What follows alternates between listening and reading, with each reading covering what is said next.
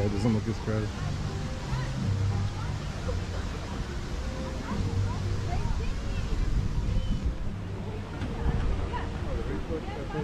Yeah.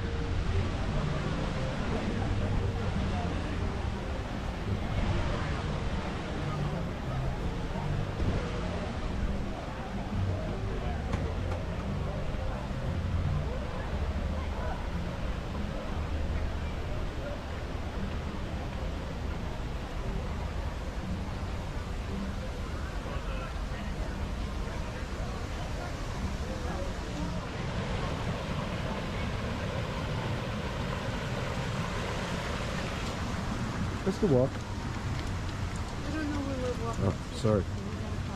Yep, we gotta go left. Hey, he knows where to go. You know where to go, right?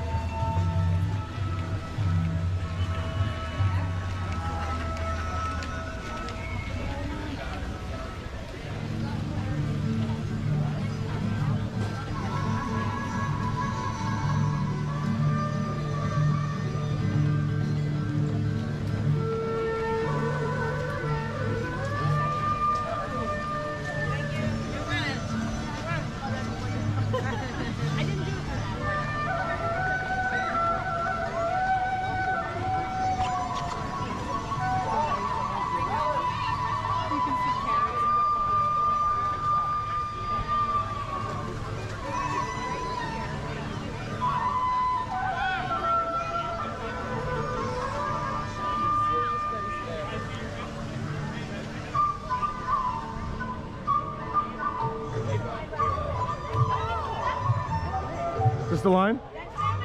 Okay. She's ready for you.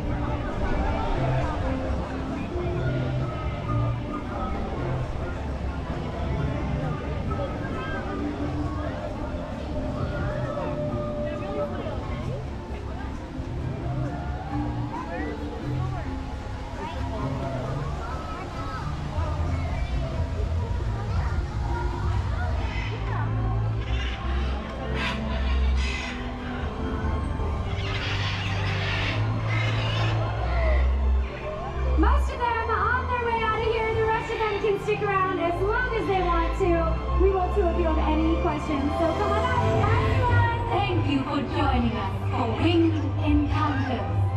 Remember, together we can...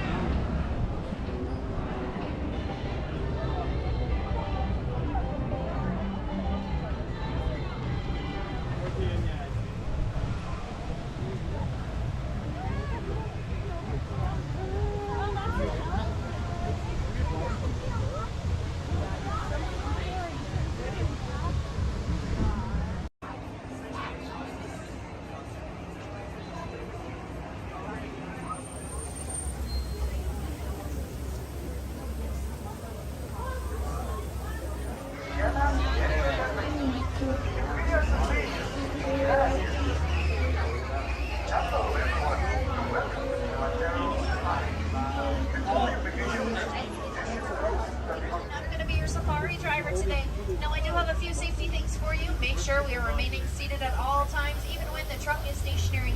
Make sure we keep all hands, arms, feet, legs, children, animals, objects, anything you may have on board. Make sure it stays inside the truck, because if it falls out of the truck, I will not be able to stop and grab it for you. Please do not jump out of the truck to retrieve it yourself. Make sure we are not eating, drinking, smoking, vaping, or calling out to any of the animals today. This is their home, and we need them to be as safe and sound as possible. And last but certainly not least, make sure those little ones are in a seat or on a mat at all times. Please do not lift them up and out of their seat. They are not Simba. You are not Rafiki. This is not the third remake of The Lion King today. Up above your heads is an animal spotting guide. Those are going to be some of the animals we may or may not be seeing today.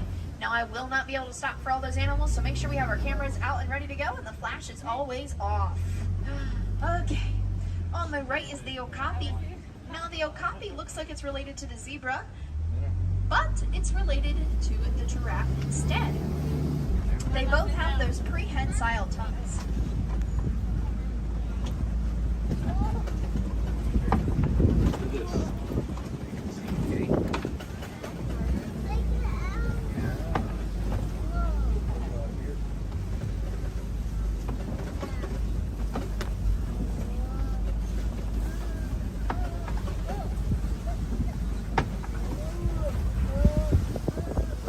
Right is the saddle-billed stork.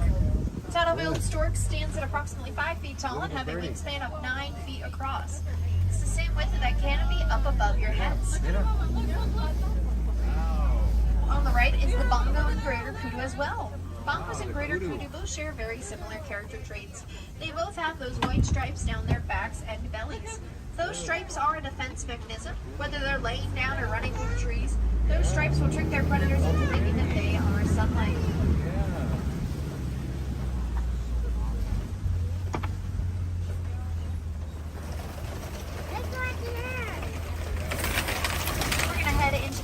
River. Safi in Swahili does mean fresh, so in English we would say the fresh river.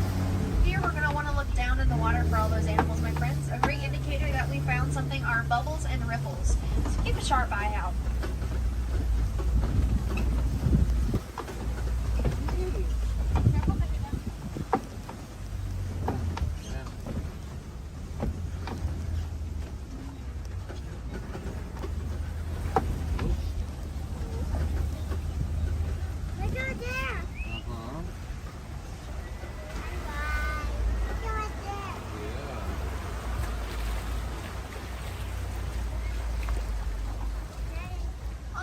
Are the pink-backed pelicans.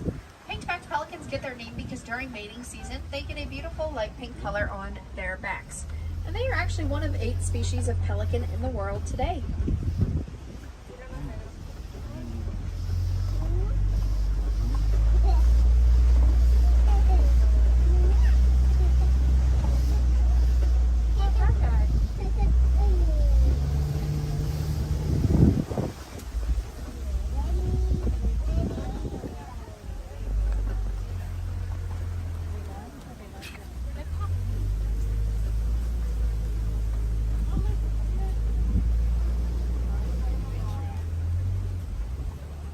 It's very, very safety critical that we remain seated for this next part, because coming up on our left-hand side in a moment here will be some real-life Nile crocodiles. Nile crocodiles weigh 500 pounds each, and they will eat half that body weight at every single meal.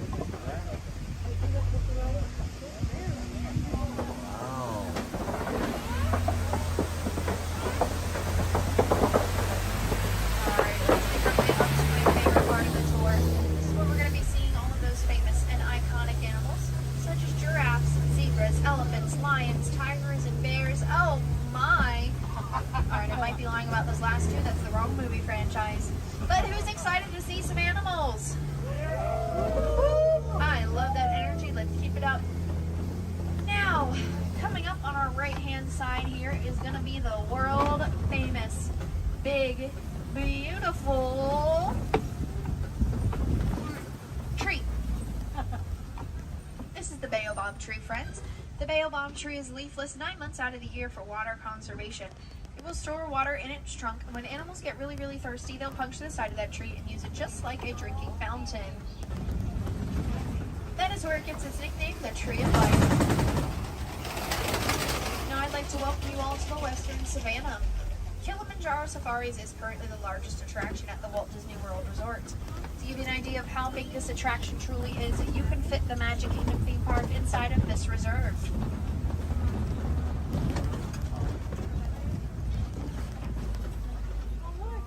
On the right, we have some springbok. They're the little guys out there. Springbok stand at approximately 3 feet tall, and they can spring about 6 feet in the air. I think they look just like s'mores. They almost have that graham cracker chocolate and marshmallow coloring. We also have some zebras. Now, a group of zebras are called a dazzle. Has anyone ever wondered if a zebra is black with white stripes or white with black stripes? Well, we can tell by the color of their noses. If a zebra has a black nose, then it is black with white stripes and vice versa. It's black. Yeah. Black with white stripes. Yeah. Hi, zebras. Hi, zebras. It's zebra. Yeah. It's an animal. It's an animal. Yeah. Look at those long. On the right are the Ankole cattle. They're the ones with those big old horns on their head. The Ankole cattle's horns reach about 5 to 6 feet tall on their own, and they are one of 2 domesticated species here on the reserve. Yeah. On the left are the African wild dogs, also nicknamed the painted dogs. They live in packs of 5 to 15 adults, and when it comes to mating season, only the alpha couple is allowed to mate. But when pups are born, they are raised communally as a team.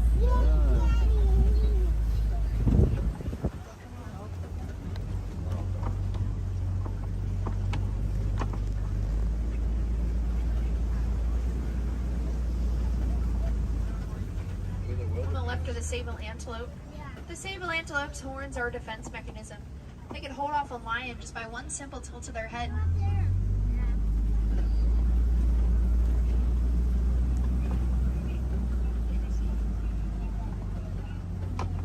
On the right are the wildebeest.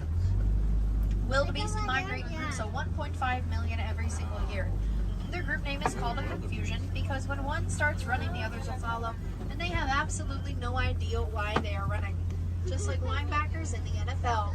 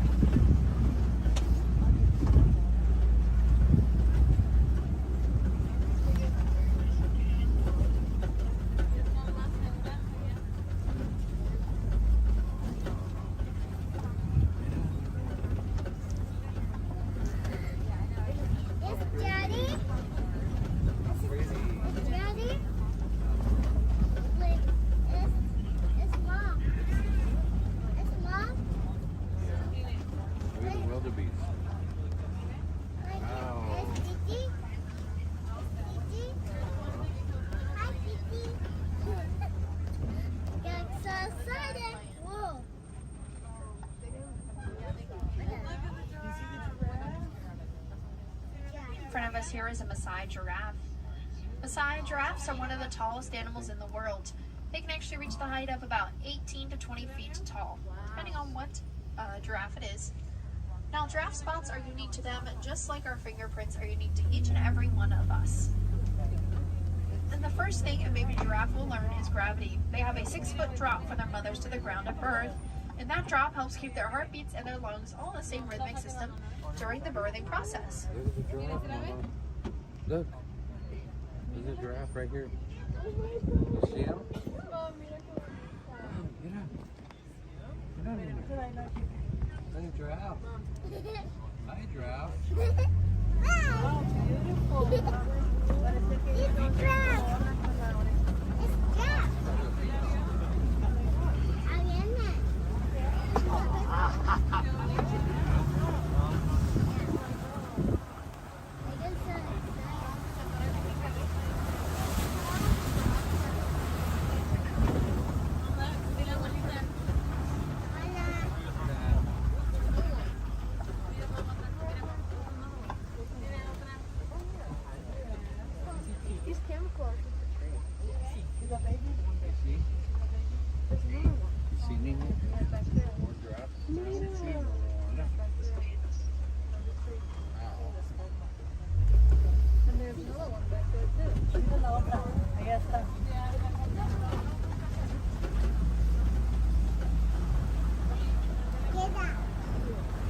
Daddy,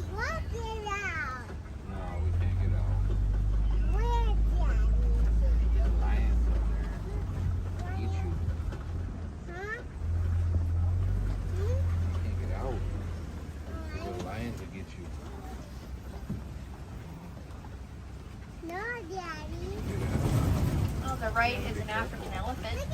African elephants have extremely sensitive skin. So what they'll do is flick dirt and mud up onto their backs, and that's them putting on a natural sunscreen. Their trunks can also hold about 5 gallons of water at one time.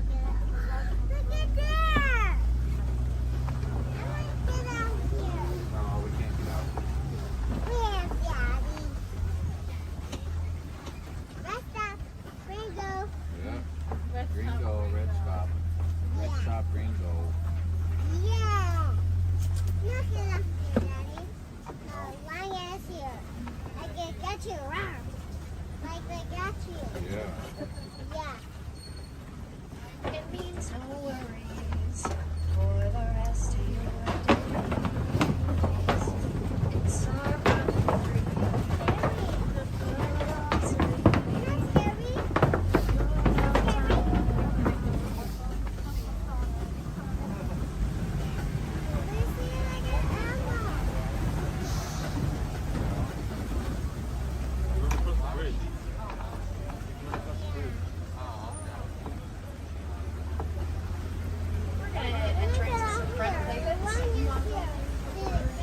On the right, we have some elephant markings.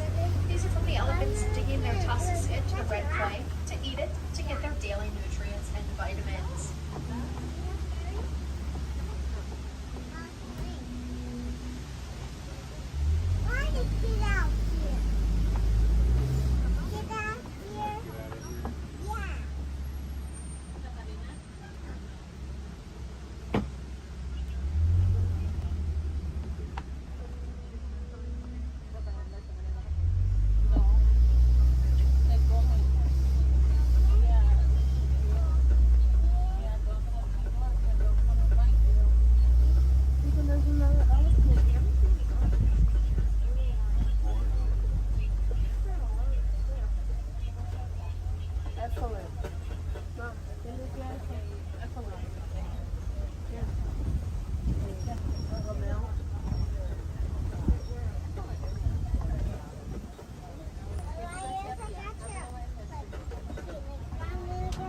Look, Paris is a squirrel.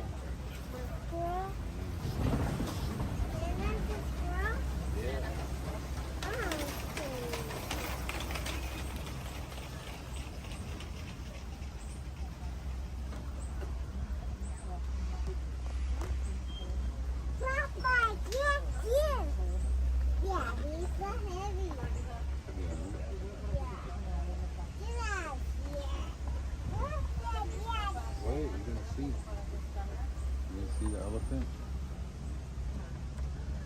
Where is he? Where is she?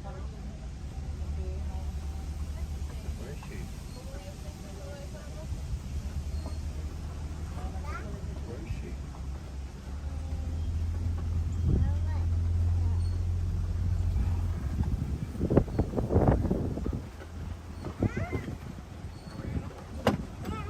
right there. More wildebeest. No, it's not a beast. Yeah, it's a beast. Wildebeest. We're going to head just around the river bend here.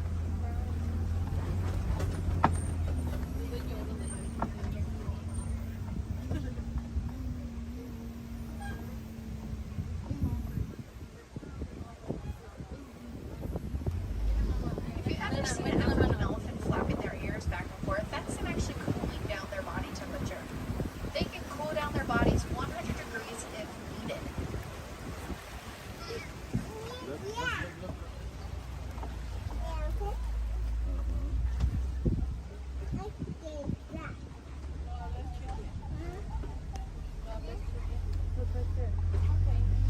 On the left are the greater flamingos. Greater flamingos stand at approximately 5 feet tall, and they get that beautiful light pink color from their diets.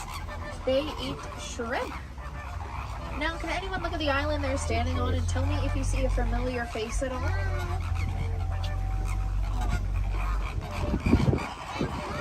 It's Mickey. It's the largest hidden Mickey here on the Harambe Wildlife Reserve. Did you see the island?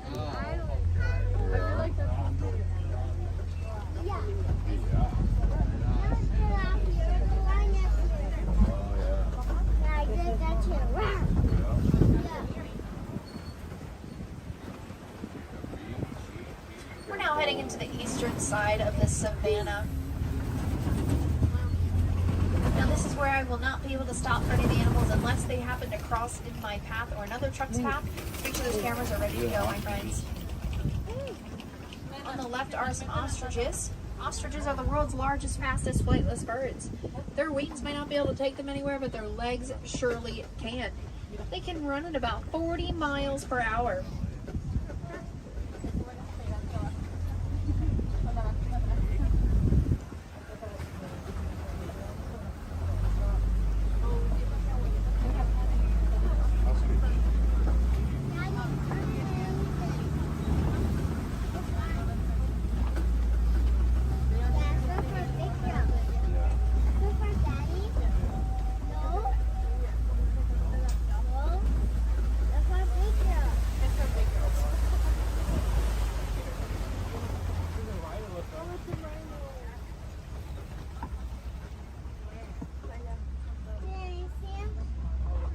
There's a baby rhino.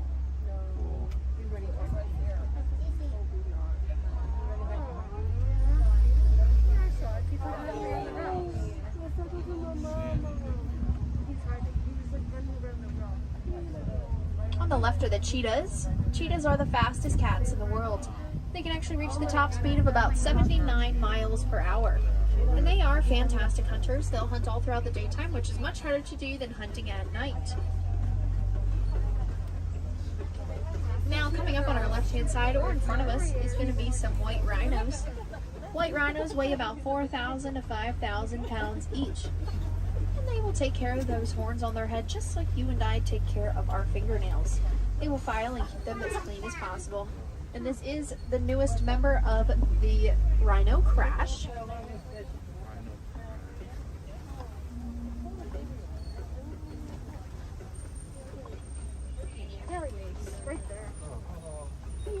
He weighs about 420 pounds.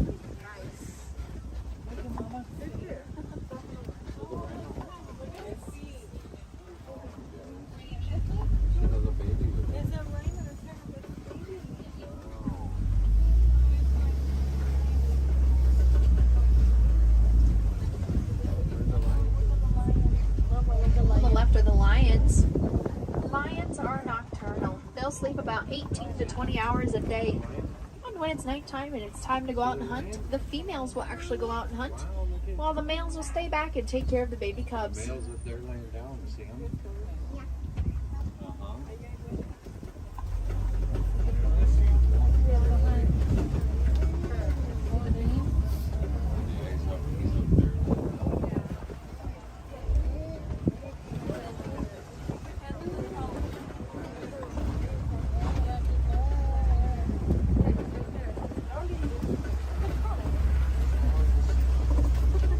Left, the male lion, his name is Dokari, and you may recognize him from the live action version of The Lion King.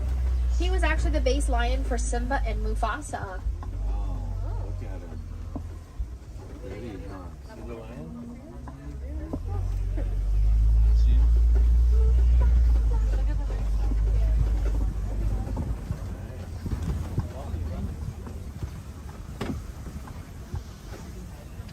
There are some warthogs on the left there, just like our best friend Pumbaa. Pumbaa in Swahili does mean silly or the fool, but we can't be fooled by that statement because warthogs are extremely intelligent animals. They are also the world's largest burrowing animals. They burrow into the ground to lower their body temperature, as well as stay away from insects they don't really like. And these are waterbuck. We don't know too much about waterbuck, but we do know that they are a part of the antelope family. and they absolutely love the water. So what they'll do is they'll find a puddle, a watering hole, anything they can find and hang out there for all throughout the day.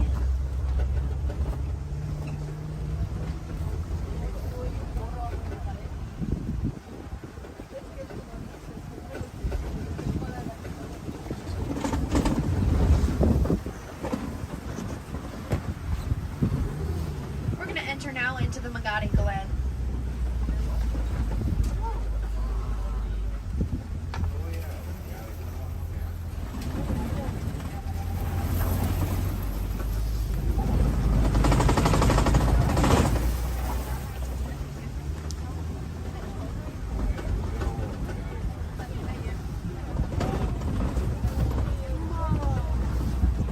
On the left are the Nigerian dwarf goats. Nigerian dwarf goats stand at approximately 5 feet tall, and they eat all the over and undergrowth from the reserve. The other animals don't really like.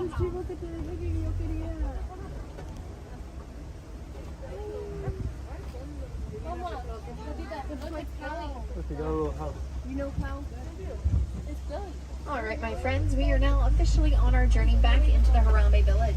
If you'd like to help out any of the animals you saw today, please feel free to make your way to a merchandise stand and donate to the Disney Conservation Fund. Disney will match every single donation made, dollar for dollar and penny for penny. But if you can't donate with us today, that's alright as well. We just ask that you remember to reduce, reuse, and recycle whatever you possibly can. Not only does that help the animals here on the reserve, it helps the animals out in the wild every single day. If you'd like to see some more animals after this, head on over to Gorilla Falls and the Maharaja Jungle Shark. They have some great animals over there. But make sure you get over there before 5 because everything with live animals will be closing at 5 p.m. for the night. For my wilderness explorers on board, you were on Symbol 1 today. Symbol 1. You're going to need that to get your badge right outside of the exit of the attraction. Page 15, Symbol 1.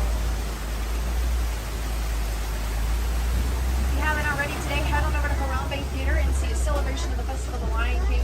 They have Simba, Pumbaa, and Timon and all their friends from Pride Rock. It is truly a fantastic show. I highly recommend you check it out.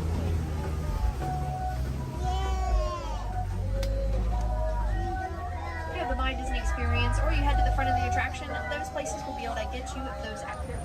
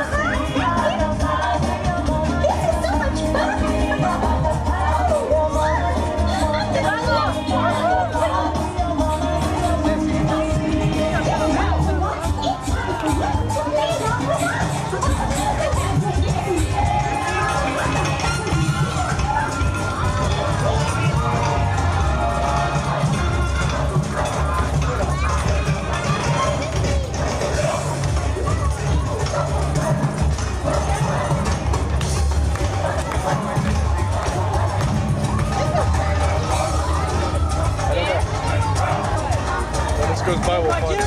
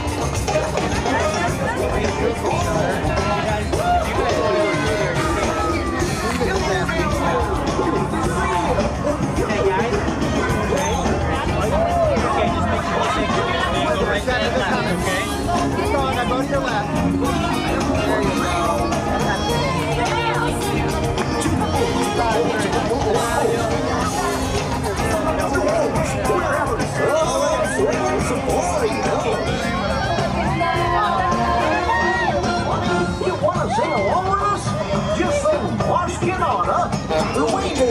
Okay, now, here we go. Muscanada, muscanada, muscanada, muscanada. Now you.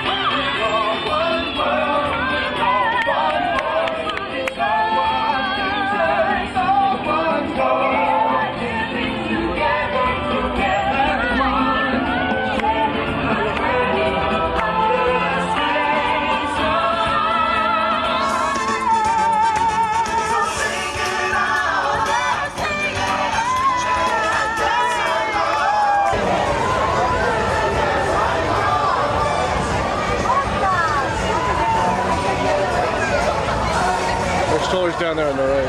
Hopefully.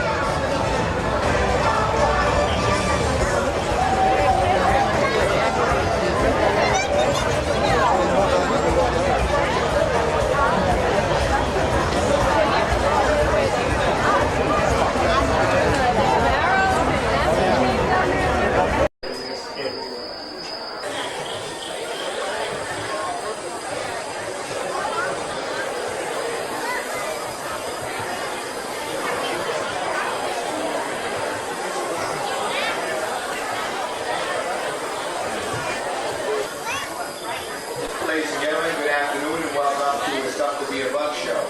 We'd like to remind you one more time that there's...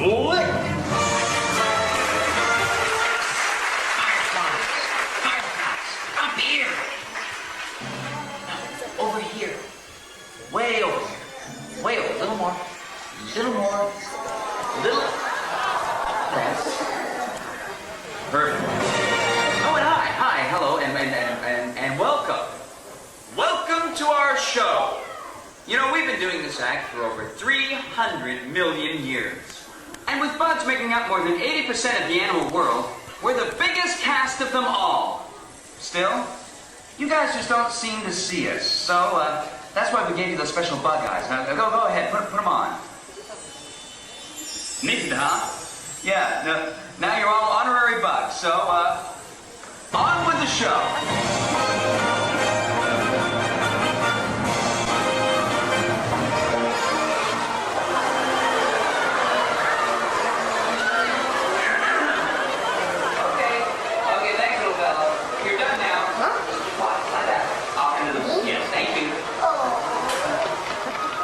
From an ant, it's tough to be a bug.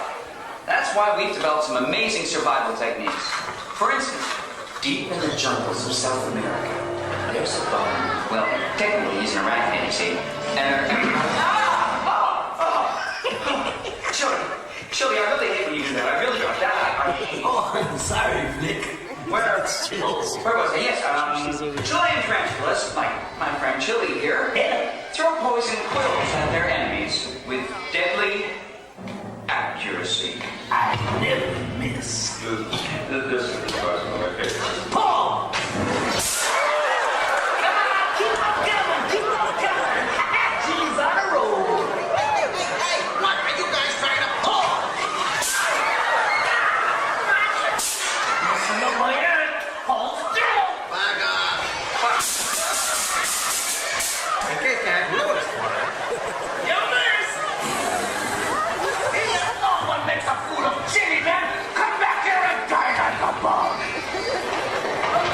Alright, well, our next guest is a soldier termite who defends his mound by spraying intruders with acid. That's right, acid. Welcome him now. He's buffed, he's ready, and he's... Whoa! And he's ruining our set. You know, we have other shows to do. I am a lean, mean, defensive machine. I am the Terminator. You couldn't hide a flame! Oh no?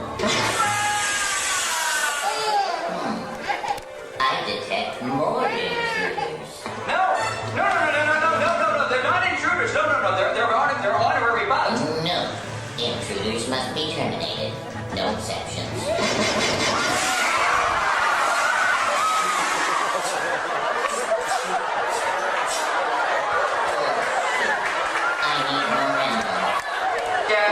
Let's meet the silent but deadly member of the bug world, the stink bug. Barbie's ready. All right. Oh, just a second. Let him in, Claire. You'll never catch me. Wait, the target's moved! Take cover! He's gonna blow.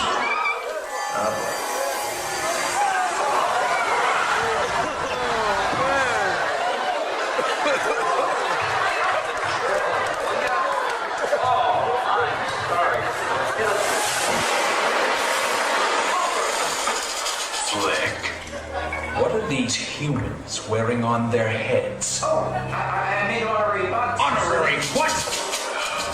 They're our biggest enemy. loser. Out of my sight. Bring in the evidence.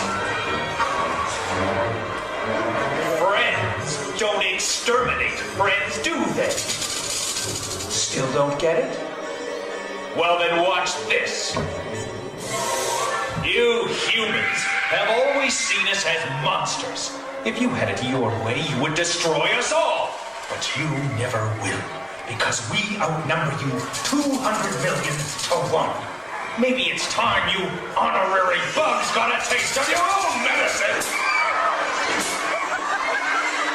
What? You're still alive? This means war! Hornets, arm your stingers and attack!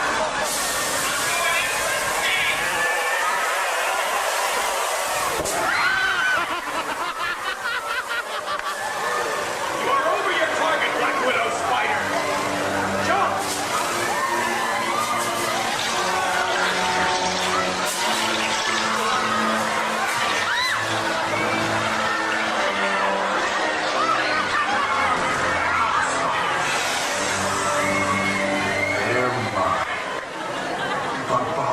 Zappers, sticky little motels. Nothing can stop us. Ha! Nothing!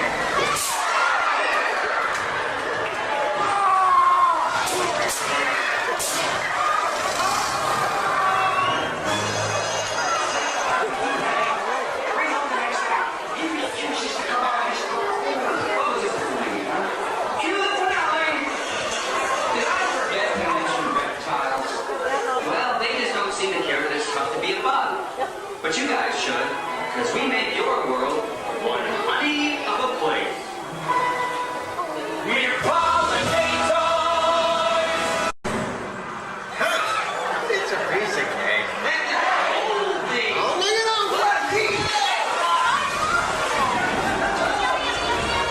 Well, it still has a few bugs in it, but that's our show. And now that you're all honorary bugs, remember, magnifying glasses are for looking at little things, not for burning little things. See ya! Hey! Hey, little fella! Where should you be? Good bug. Good little bug. Your attention, please. We ask that all honorary bugs remain seated so the beetles, maggots, and cockroaches may exit safely.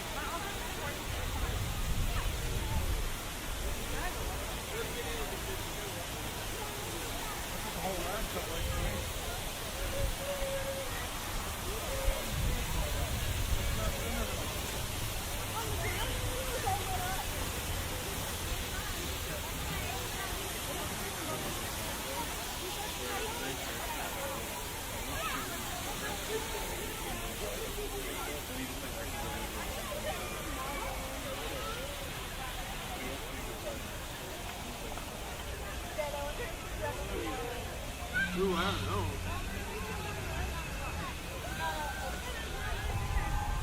Look at the game.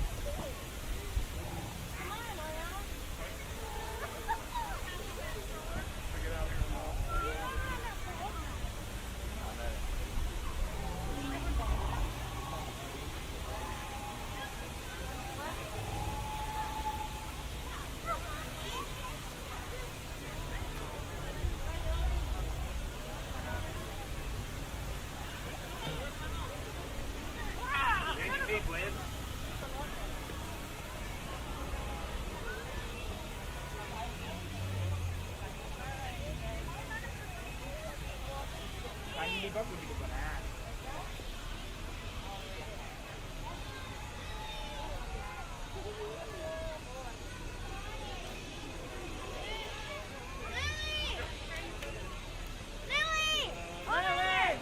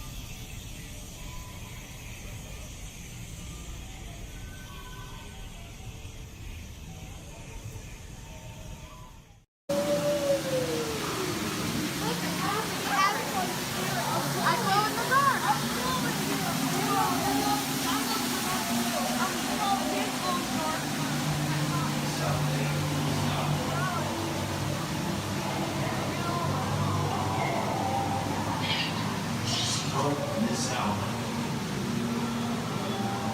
What is that? Look. Whoa. Ayaw ilay.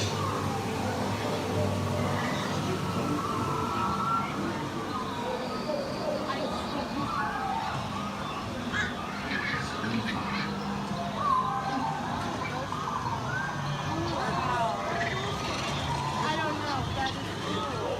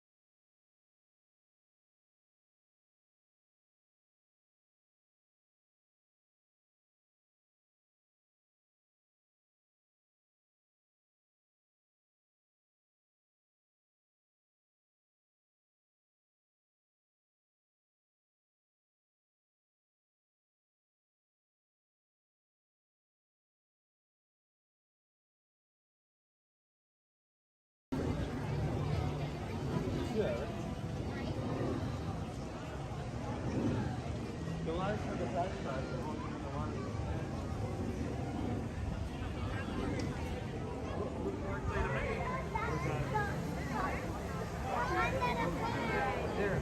Pinky. Pinky. Use that one. And then use this.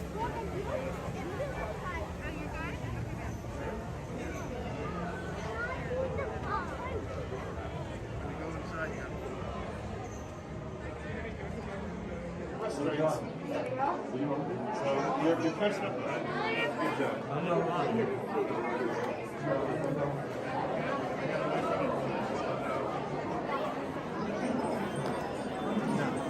Punch. Give me a big punch.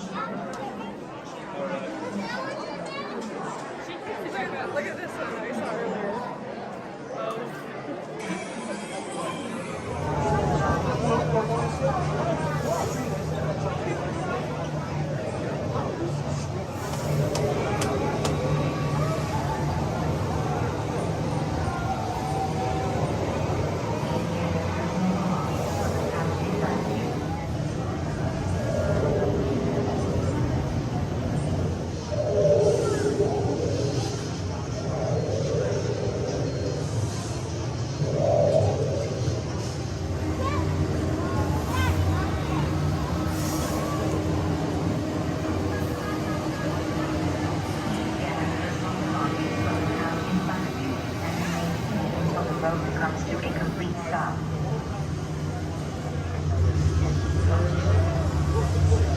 Time travel commencing in T-minus 10 seconds and counting. This is Seeker. Listen up. We've got to get in, grab the iguanodon, and get out before the asteroid hits. Let's roll!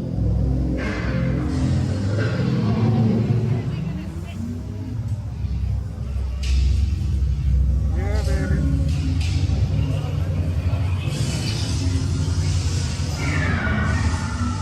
Okay, now, let's go get that dino. Computer, what are you tracking?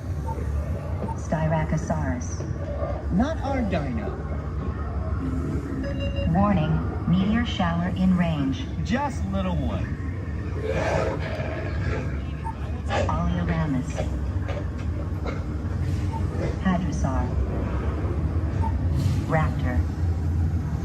Time to get serious. Lock an autopilot on homing signal now! Hang on! I'm tracking a big dino on the scope. Could be ours. Computer, full stop. Identify. Carnotaurus. Definitely not our dino. Go, go, go!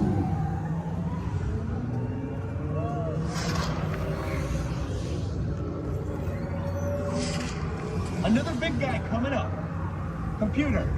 Slow and identify. Sauropod. Still not our dino, but at least this one's a vegetarian.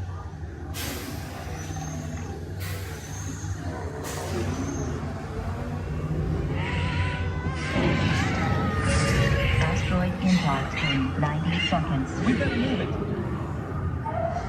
Pterodactyl. Incoming! Asteroid impact in 60 seconds. We can't stop now. Keep going, keep going. Compsognathus. Computer, what's happening? Loss of traction. Four-wheel drive, move it! Warning, meteor strike. Evasive maneuver! Left! Right! Left! Right! That was close. Computer, now what? Carnotaurus. That's it! Abort mission! Abort! Abort! Iguanodon. Forget it! Get them out now! Forget it! Forget it! Asteroid impact.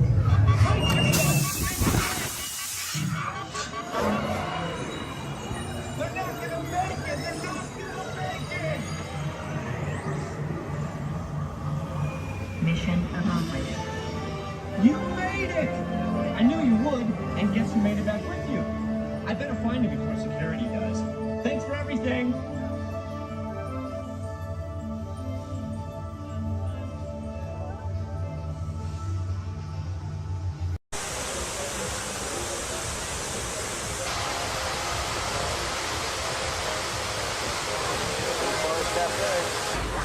The reserve was established in 1971 to protect the local wildlife. Unfortunately, the poachers still go after our elephants. So the reserve is protected and looked after by many wildlife wardens. With 800 square miles to cover, they spend a lot of time in the air looking out for us. Our safari takes us into some pretty rough landscape this morning. Not to worry though, we're always in radio contact with those airborne wardens. They're our eyes in the sky. So if everybody's ready, as we say in Harambe, Twende, let's go. Tempo 6, Harambe 1. This is Tempo 6. We're inside the reserve now. Your eyes open for small animals that may be hiding in the trees and undergrowth. Got quite a few yellow-billed storks on both sides of the road looking at us this morning. The okapi, right up here to the right-hand side. Black and white. You're gonna miss it.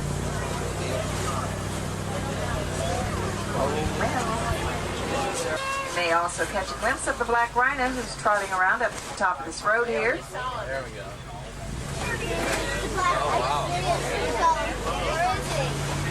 The rhino seems pretty indestructible, but they've been hit hard by poachers. There are less than 3,000 black rhinos left in all of Africa. He's up there. It's right up here.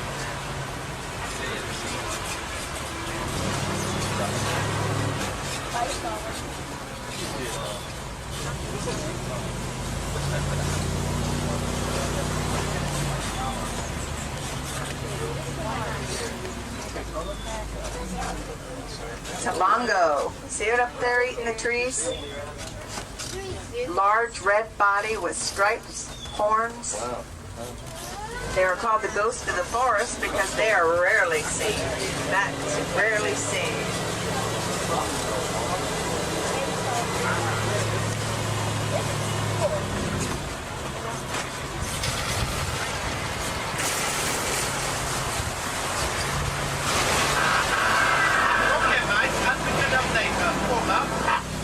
Sounds like our wildlife wardens are already in the air. Kilimanjaro Safari calling Warden Wilson Matua. Mr. Wilson, you're making your rounds today. Over. Yes, Simbawan. And today I have a passenger. Miss Jobson, my favorite wildlife researcher. Hum Jumbo, everyone. We're at the Safi River heading north into the savannah. If you've got any wildlife spotting tips, we'd love to hear them. Roger, Simbawan. Will do. Over.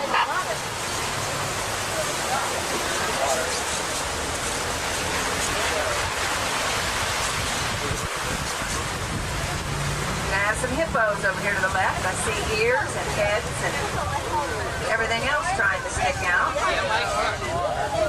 The hippo spends a lot of time under the water, otherwise those big bodies of theirs would really overheat. An adult hippo can stay submerged underwater as long as 8 minutes. Good morning.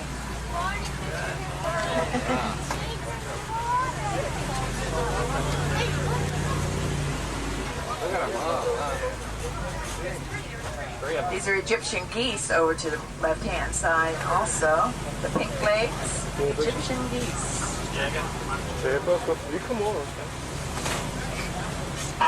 Simbawan, when you come to Selikali Bridge, go pole very slowly. That old bridge has been hippo down there against the wall. And I think our shifty-eyed friend, the crocodile, know it. Roger Wilson, we see plenty of crocs, and they see us.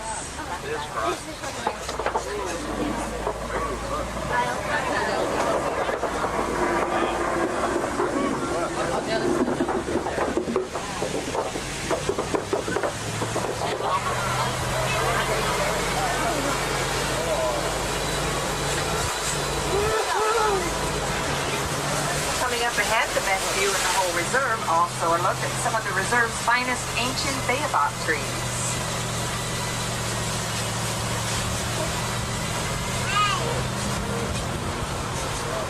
That savanna in front of us is all part of the Serengeti grassland system. Zebra and wildebeest migrate through it.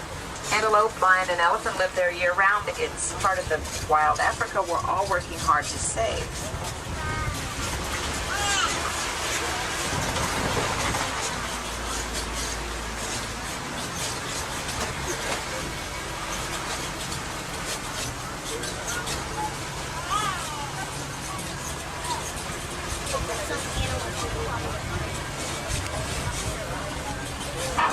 Simbawan, I see you down there. You are in bush country. Drive carefully. I don't want you bumping into my animals. You should begin to see a wide variety of grass-eating animals around you, such as Thompson's gazelle. Miss Johnson, no one in Africa calls them Thompson's gazelle. They are termies. Termies. Over. Thanks, you two. We'll talk to you later. Over.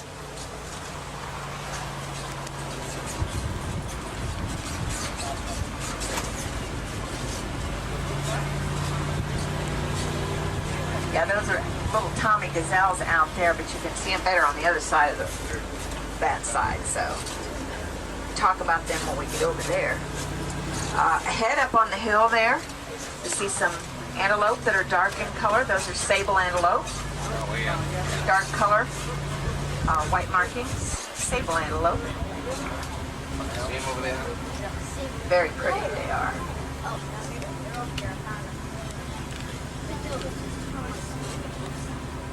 Also, these trees you see in front of you are sausage trees, Pagelia africana. He's never gonna get back. The sausages hanging down from the branches are actually a hard sour fruit. Local people make a lemonade sort of drink from them. If you look to the ground, you'll see those little Tommy gazelles lying in there. They're mature adults, weighing about 60 pounds at maturity.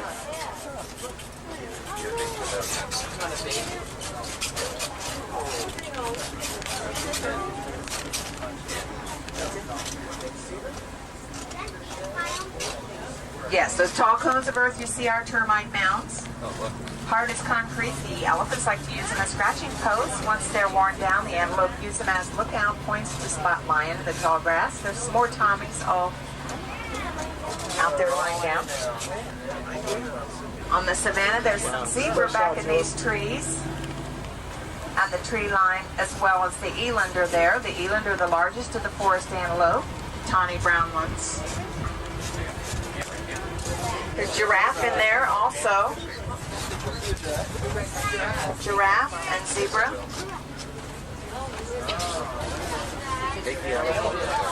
What? Yep.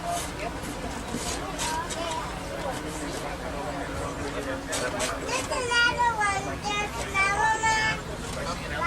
Look at that. Look at that.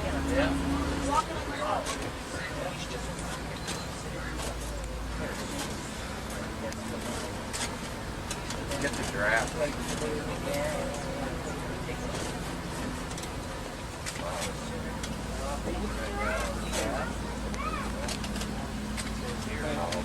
It's a little small herd of wildebeest out lying down in the center here, and up on the hill there's some ostrich. Farther up there.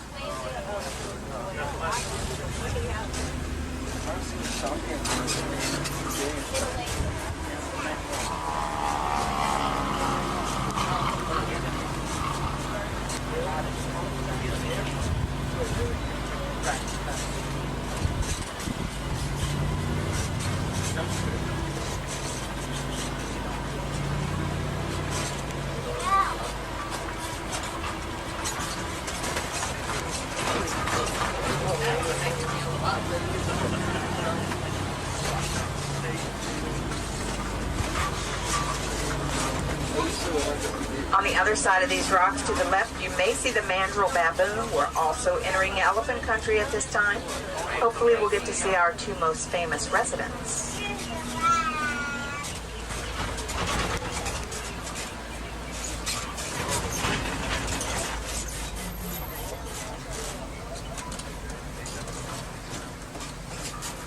Some mandrills here, if you can see them back through those trees, the down trees.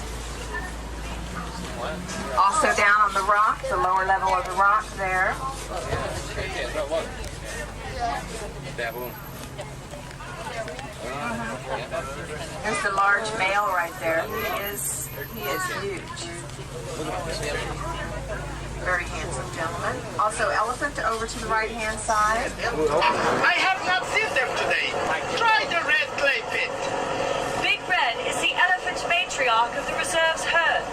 She gave birth a while ago to a new calf. He does bathe in the same red clay pit as his mama. So I named him Little Red. Elephants are wonderfully social creatures. They have moods, sympathies, and emotions. Over. Some nice pictures there.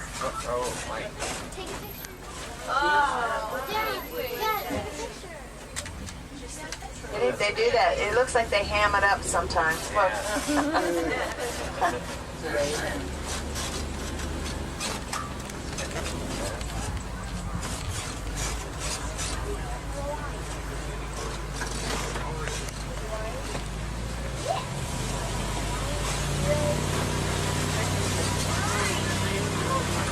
Well, another old bridge. Everybody cross your fingers. Hold on tight. Make sure you hold on to those little ones.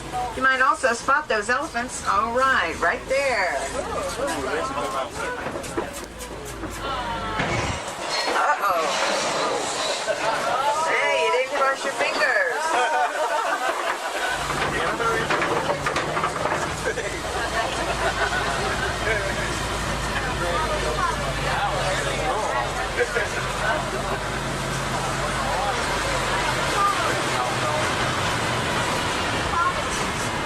Wilson, this is Simba 1 again with the red clay pits. I see tusk marks and footprints, but no sign of Big Red. We'll continue east to the watering hole. Over. I confuse Simba 1. Over.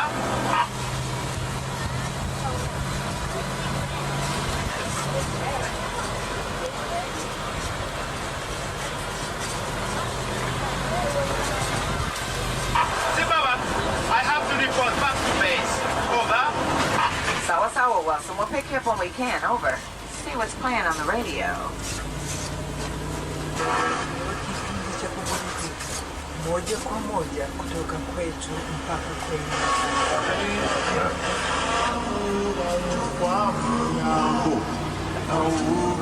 Here's the ostrich. The right-hand side.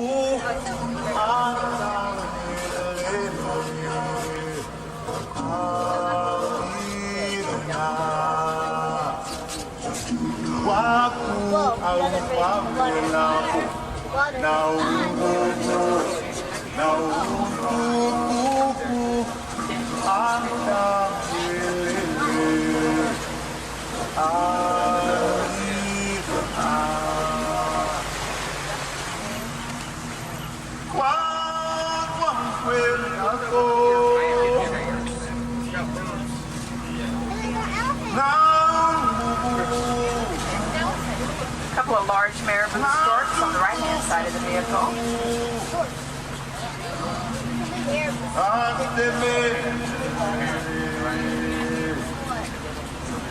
Also some white storks, as well as the greater flamingo in the center.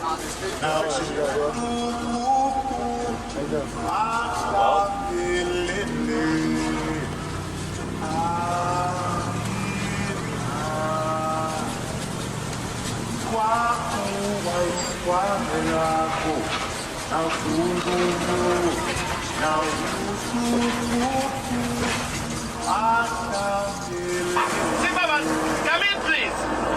Hold on, Wilson. Go ahead. I got a report about the suspicious jeepney bingo copies. Keep a lookout for it. Roger, Wilson. We're not far from the copies now.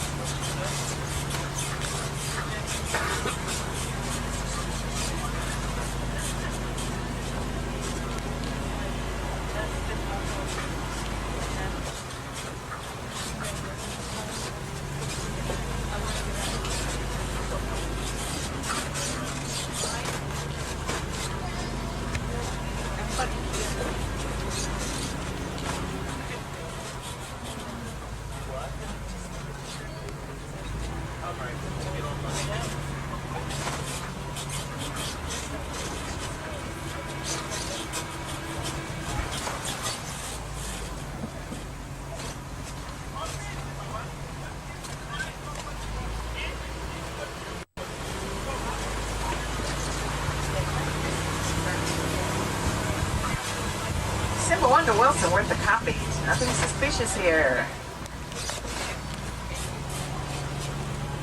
Okay, Simba One, but keep your eyes open for anything unusual. Over.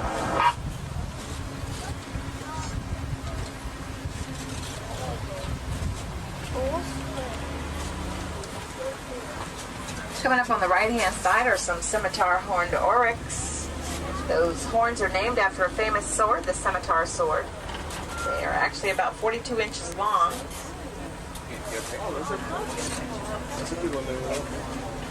There's also some more gazelle back in there.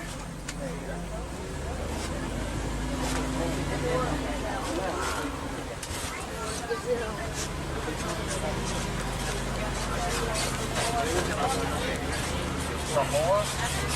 More. Yeah. Might as well, right? Yeah. Oh, yeah, I remember that. You devoted to this. Yeah. What was that movie called? It was good, man. Over there. No, there.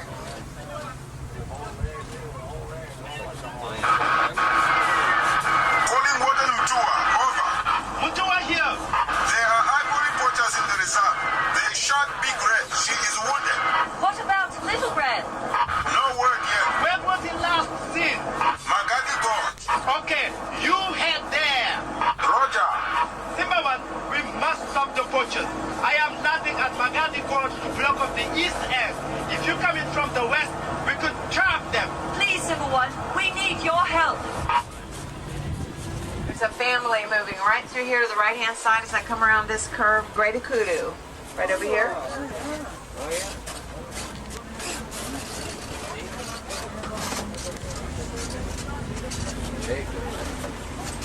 All right, everybody up for helping Wilson get these poachers?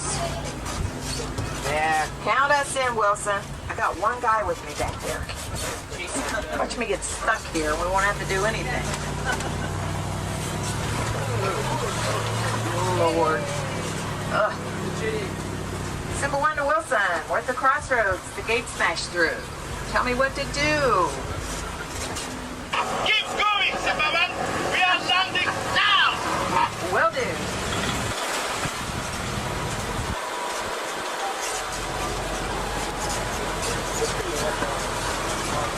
Simba One, we spotted the poachers. Head east. Force them toward us. Roger. Hang on, everybody. Yep,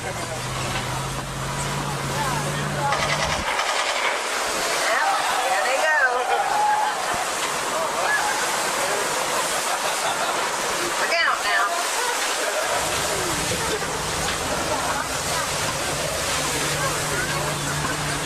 The poacher camp. Smoldering fire, they can't be too far. Get these guys.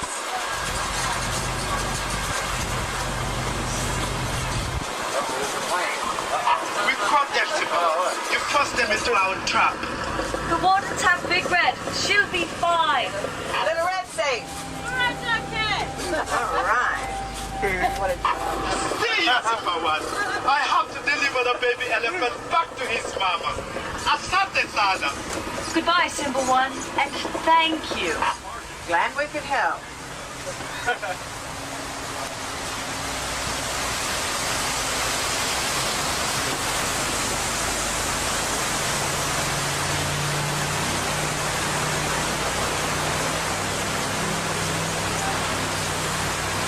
Well, asante sana, everyone. Thanks for helping us save Little Red. I'll be dropping you off at the Warden Post, just a few short steps from the Gorilla Falls Exploration Trail, or back into the Harambe village. Hope you had a great safari this morning. Tomorrow back to Africa real soon. The animals will be waiting.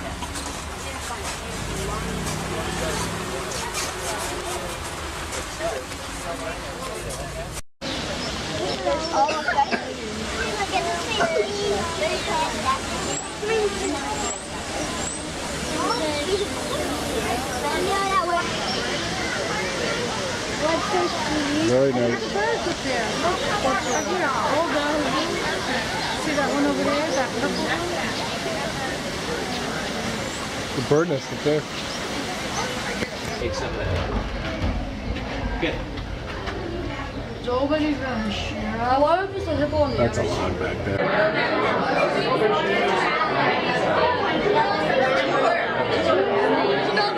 See the 2 little babies?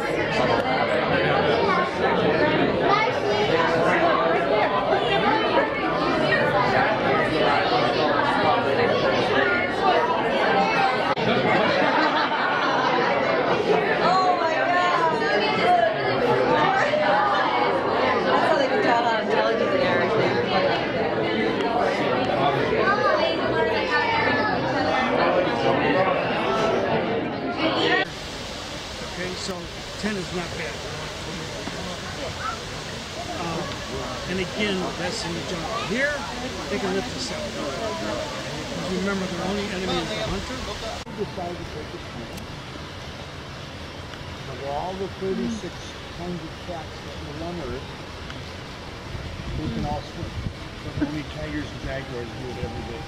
She did a mark there. Look at him walk. She might pee on the wall. Look at him walk, huh? Right about, well, she didn't do it. Oh, Sometimes they're doing I wish you could like go and walk there right here. Not Go. though. Walk on. Look at that was good, you know. Down the yellow people. Abbott, silent movement. Did anyone here come out from this Don't walk there. Name Lupa. Because he's the best. Because he's the best. Because he's all the one.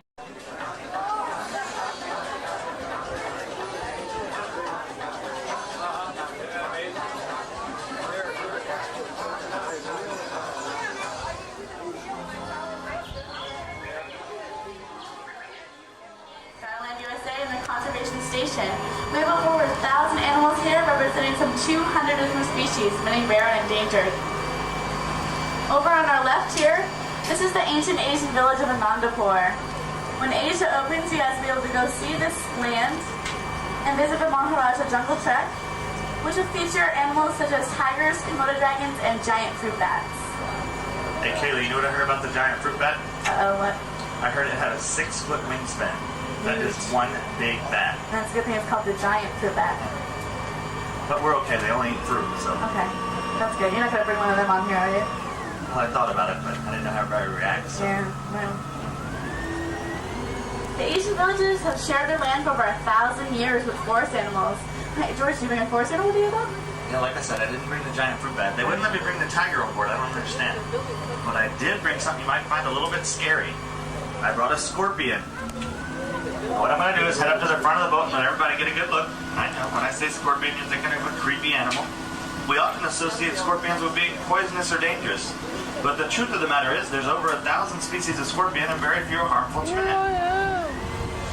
Now, if you notice back there in the tail, that little stinger, you can use that stinger if he does feel threatened.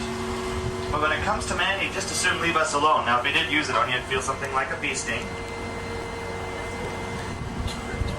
He's not aggressive at all, unless, of course, you're a bug, because he does eat insects. Now, if you're a bug, you might want to avoid this guy. Does anybody have any idea where a big scorpion like this might come from? South America, there's... You can find them in Hawaii. Hawaii has scorpions, you're right. We have several species here in Florida.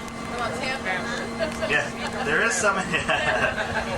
This is the emperor scorpion. And the emperor scorpion is the largest member of the scorpion family. That's how he gets his name. And he actually makes his home in the rainforest of Western Africa. So he is the biggest one. Now they do get quite a bit larger than this. Like I said, they do live in the rainforest, so what they'll do is burrow down into the forest floor and just sit there waiting for that smorgasbord of insects to go walking by, and then they kind of pounce on them with those claw-like appendages in the front there. They're very interesting. The female of this species is a very resourceful mom. She'll give birth to live young, sometimes as many as 35. Once she has those babies, they climb up onto her back and she carries them around on her back for the first 3 weeks of their life. So quite a job for mom there in the beginning. Now this is an arachnid. Does anybody know of any other arachnids? Spider. Spiders, that's right. Now they do share some common characteristics. 8 legs. They both have 8 legs, unlike insects who only have 6. And they have a hard outer body coating called an exoskeleton. You can see it quite well on this scorpion. Now that exoskeleton, when you combine it with that stinger in the tail there, it makes this one of the most successful predators in the animal kingdom.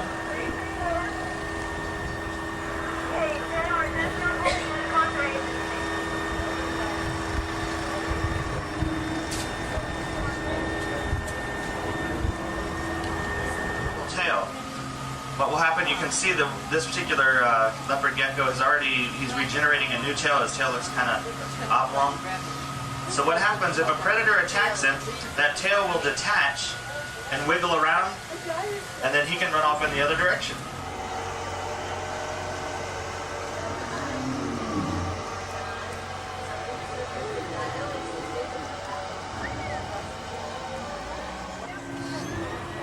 Hey George, Yeah, did you say the dinosaurs were extinct? I think we all agree to that. Okay, then how are you going to explain this one? What is that? It's McLonodon. One of the researchers from the Institute built a time machine and rescued him. He's a big guy with a big appetite, but don't worry, he's strictly vegetarian. Unless you're insectivorous over there. Well, other than that one, clearly all other dinosaurs are extinct. They disappeared during the largest mass extinction of all times. But unfortunately, history is starting to repeat itself. What's his ear? That little opening. Animals are losing their home all over the planet, but there's something all of us can do to help, and it's quite simple. By simply planting flowers in your own backyard, you can create a habitat for butterflies. Species represented.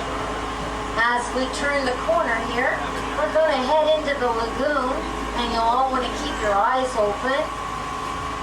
It's a really good idea. We've been seeing a lot of the native Florida wildlife in this area. About 3 years ago, this was cow pastures and orange groves. So when we brought in all the vegetation and created the waterway, we really expected the native Florida animals to come in and make it their home since we created that habitat for them. We've seen lots of egrets. There's some mud snakes that sun themselves on the rocks. We've seen ducks.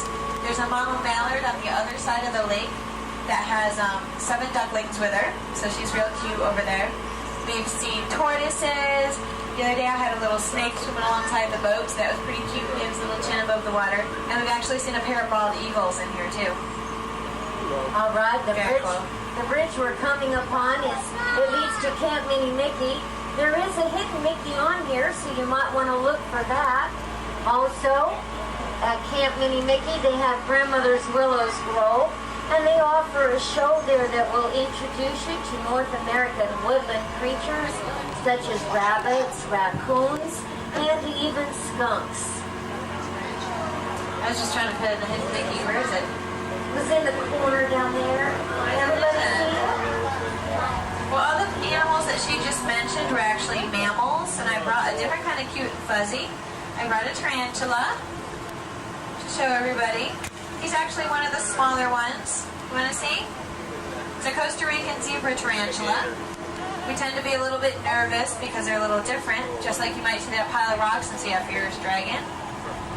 Actually, I wouldn't have any way of knowing unless I crept underneath. For a Costa Rican? Yeah, spiders are very cool. They're a little bit different. It's a little bit weird. They're actually very smart, very resourceful. You guys want to see a tarantula? No? Are you afraid of it? They're very good web builders, as y'all know. They like to build their webs in out-of-the-way places, like under your bed or in a closet, in a cave. Pound for pound, spider web silk is actually stronger than steel. And they're looking at ways to make bulletproof vests out of spider web silk. And it's more resilient than any synthetic fiber we've ever produced. They're really docile. Actually, tarantulas, you can let them crawl all over your hand. They're pretty nice. If if you're still a little nervous, you're concentrating on how different they are. After all, we don't have 8 legs or 8 eyes, right? We're not covered with tough, bristly hair that can shoot out and irritate your eyes. And actually, these guys, even though they have 8 eyes, they have very poor vision. They can't see very well, so they have to use their other senses to make up for that. Like on their legs, they have chemoreceptors that can smell and taste. So if you were to eat a piece of pizza, it'd be like rubbing the pizza up and down your legs to taste it before you ate it. That'd be kind of messy, wouldn't it? Yeah. It is beautiful. They're nature's pest control, so if you have a resident spider, more than likely you're not going to have a lot of resident pests like cockroaches and ants. So if you have one in your house, try not to swat it with your bedroom slippers. We have to watch out for the geysers. And please, everybody, watch your cameras. We could get a little bit wet here. The geysers are a result of the heat escaping from below Africa's Rift Valley. Runs all the way from East Africa to the Red Sea. And everybody must sit down, please. Okay. Up ahead is the Swahili village of Harambe. I'll tell you a little more in just a moment.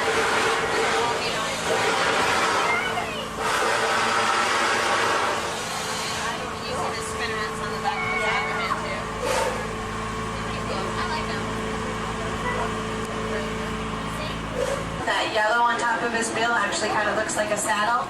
The orange on the side of it is kind of like stirrups. He's actually one of the tallest storks found in Africa. And you can get a real good look at him if you go see the Tree of Life Gardens. There's like a walkway, and it looks like he's sitting down right now. When you look at him, it actually, like, you look at, and it looks like his knees, you can see a joint there. Those are actually his ankles. So when he sits, it looks like from here down is bending out in front of him. He's kind of hiding back in the bushes right now in the shade, I think. He was up moving earlier. Sometimes you see him pop up with a frog in his mouth or something. Right under here, underneath this tree, you can see a European white stork. There's actually 2 of them in there. The other one, I think, is right down here in the grasses. Those make a migration of over 3,000 miles every year from Central Europe to Africa. And they love people, and they like to nest in chimneys. So this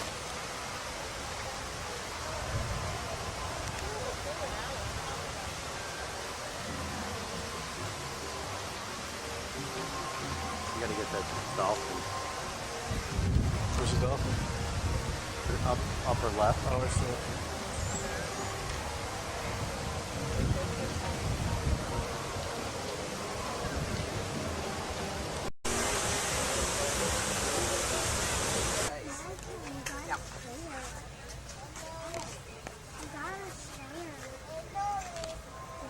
How do you focus it?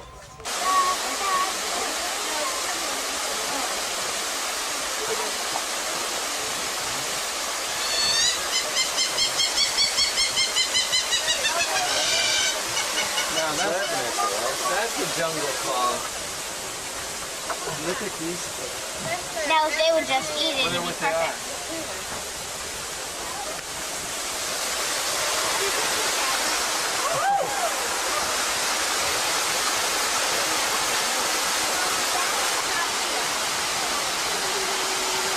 That's beautiful.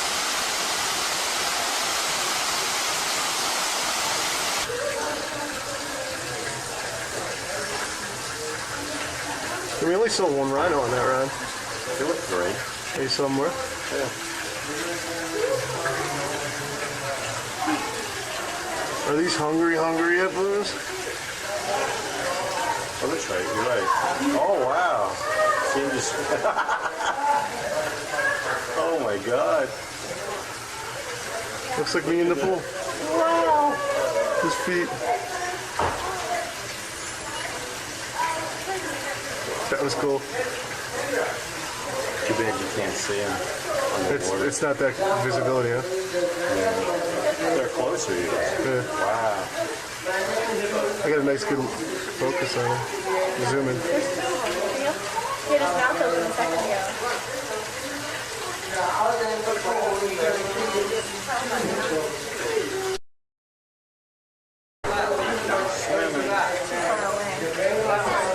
Looks like he's coming this way, though. There he is. He rubbed his chin. They can stand there a long time. I'm so curious kind of like there. They sleep in this water. They're so hip when they wear like that. They're very, very graceful on the water. So am I. Like he sleeps. Here's the other one. Oh, he's swimming right now. One little paw. Cute. Very good. Come back down. He's down. They're going to do the one. Now he's up. His eyes are sticking up. That's it. They're running.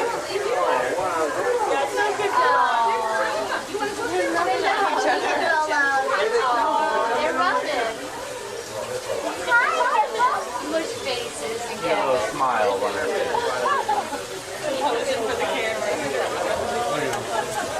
Their eyes are up. That's really wild. They're back here like nasty. They're looking at the people. They're smiling.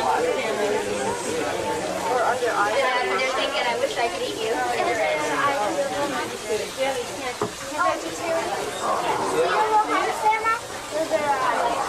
Look at their eyes up here.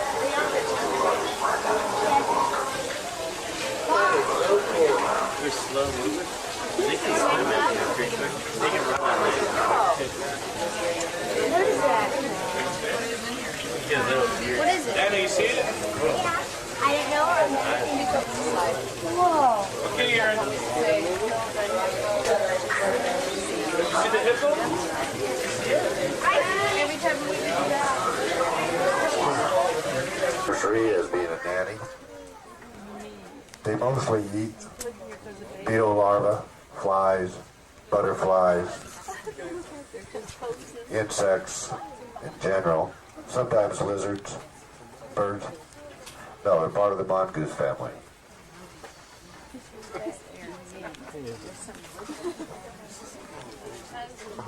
Now if you see the small antelope type animal right there, probably right below the screen area, can anybody see those? If you can, would you raise your hand so I know where they're at? All right. Right straight to my left down there, probably by the bottom, where if you're not standing up against the fence, you can't see them. Those are gunther dik-diks. They get their name from the sound they make when they feel threatened. They are part of the antelope family. In fact, they are the smallest antelope on the savannah. They do mate for life, and they eat the grass that's nearest, or leaves that are nearest the ground. While you're here, you might just take a chance to take a moment to look out on the savannah. You might just take a moment to notice the different types of trees, bushes, grass, levels of grass. That's basically why all these animals can live in harmony on the savannah, because they really don't compete against for the same type of food.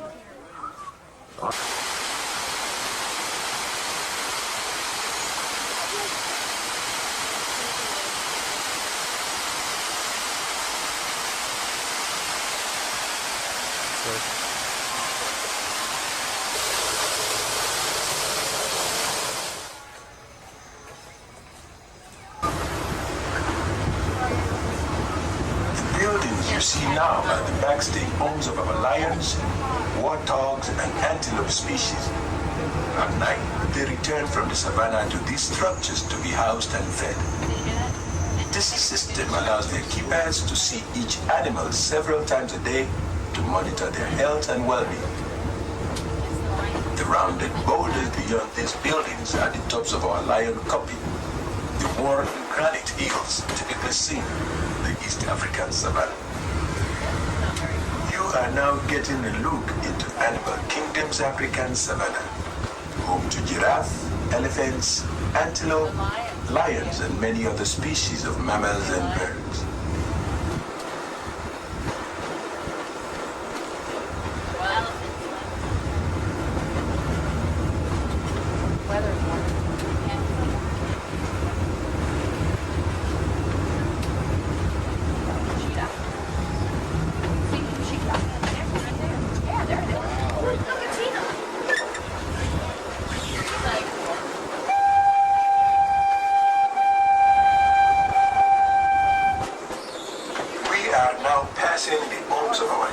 and white rhinoceros.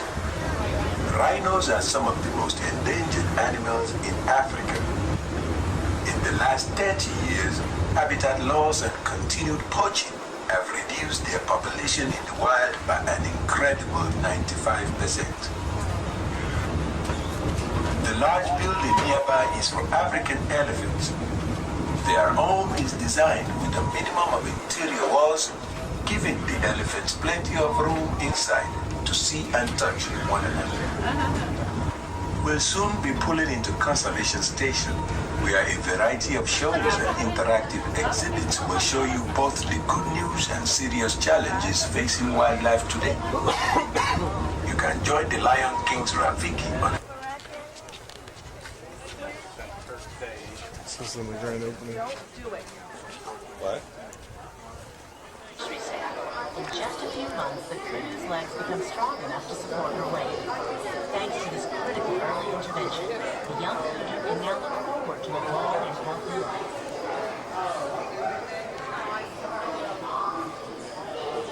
There we go. Thank you. You're welcome. I have reports around all kinds of larger birds of prey. Done mostly hawks. Mostly hawks and owls. Right.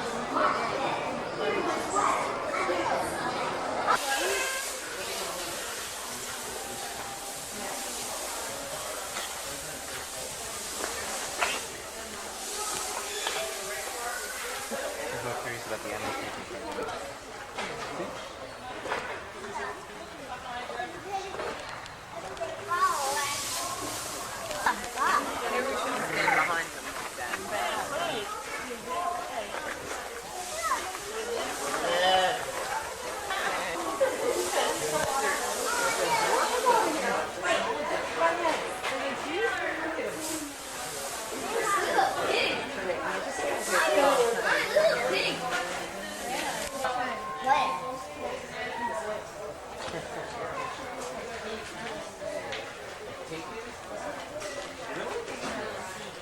Still live in harmony.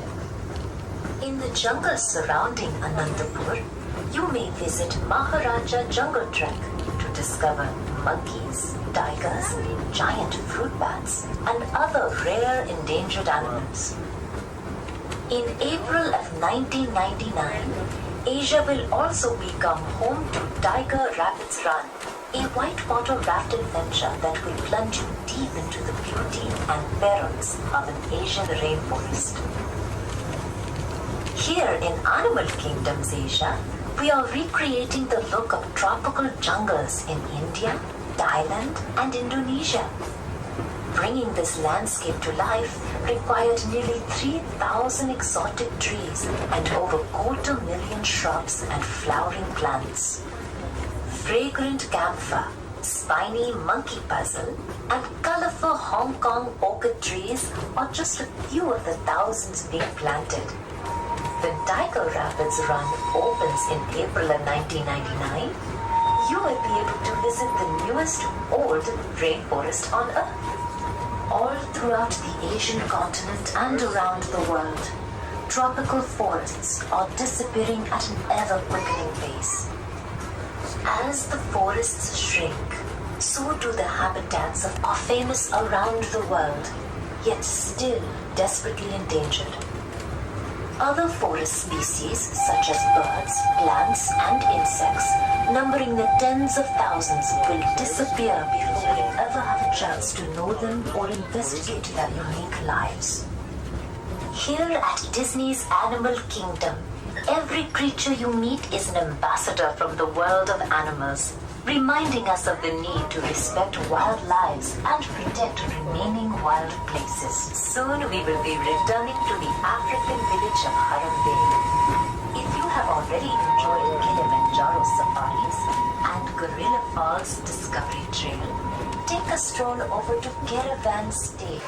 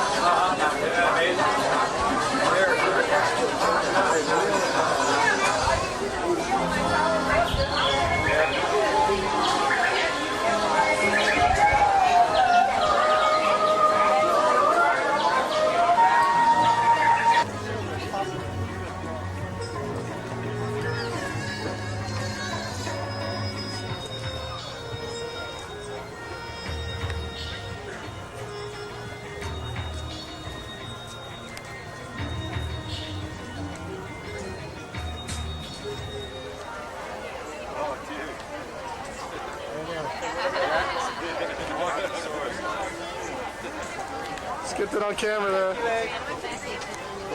Dinosaur leg. That was one the other day. Uh-oh, he's gonna conquer it too. It was amazing. At home he eats 4 chicken legs, so this is like eating 1.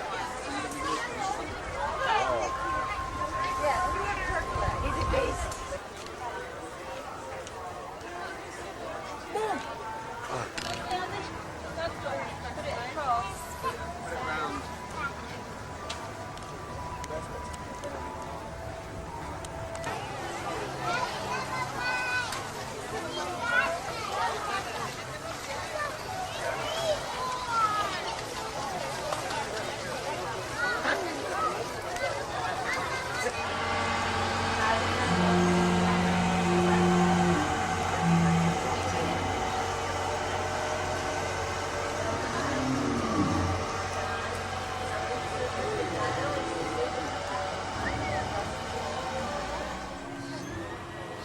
George. Yeah. Did you say the dinosaurs were extinct? I think we all agree to that. Okay, then how are you going to explain this one? What is that? It's the Iguanodon. One of the researchers from the Institute built a time machine and rescued him. He's a big guy with a big appetite, but don't worry, he's strictly vegetarian. Unless you're insectivorous over there. Well, other than that one, clearly all other dinosaurs are extinct. They disappeared during the largest mass extinction of all times. Unfortunately, history is starting to repeat itself. That's his ear.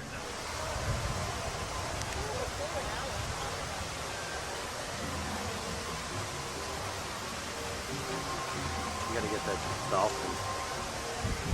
There's a dolphin. Upper left. Oh, I see.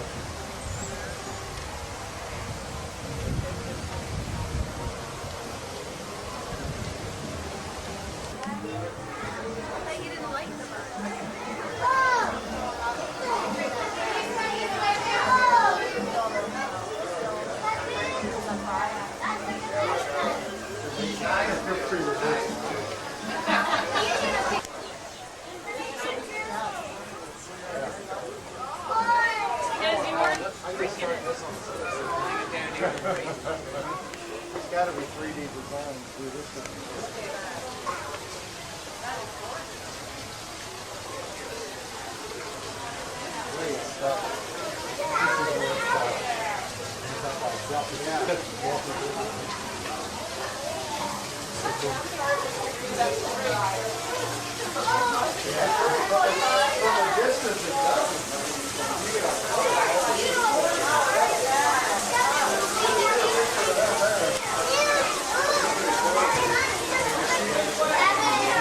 For safety, even the strength of the pack was no match for the tiger.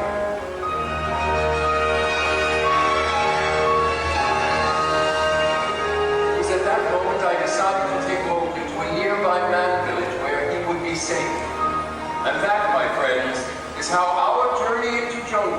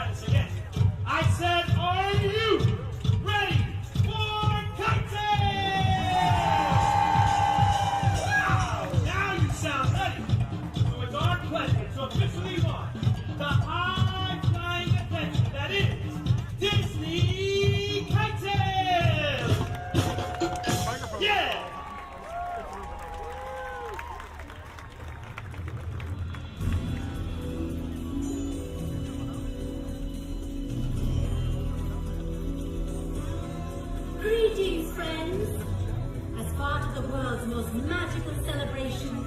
We're so proud to welcome you to Disney KiteTales. Since the dawn of time, the air around us has held an ancient magic. When the wind picks up just right, it can carry the sights and sounds from the lush jungles of India to the grand canvas of sky above. Join us now as we allow the magic of Disney storytelling to soar like never before.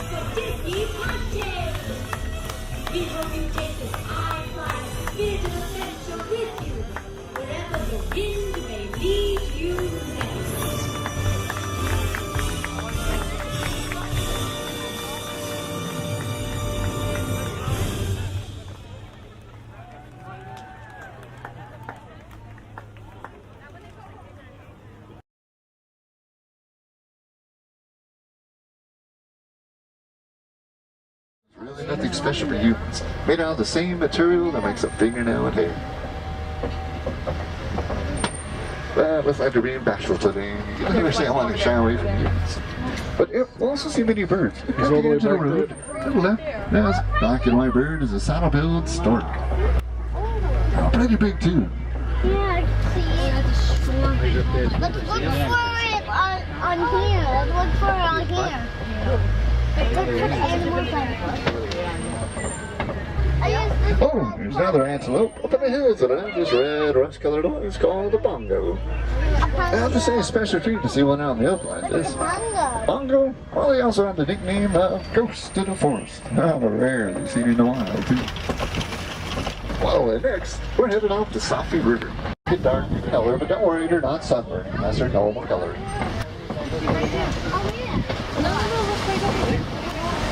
How big are these?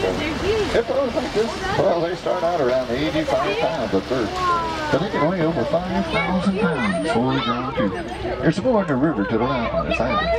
And you notice they can stay under the water for quite a while too, colors. But their pink color only shows up during the mating season. Oh yeah, another hippo down there.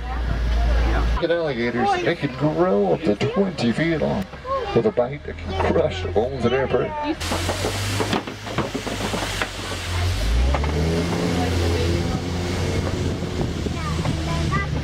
And our branches, yep, they all have leaves on them 3 months out of the year. That way they can store water in their trunks despite the longer, drier season of after.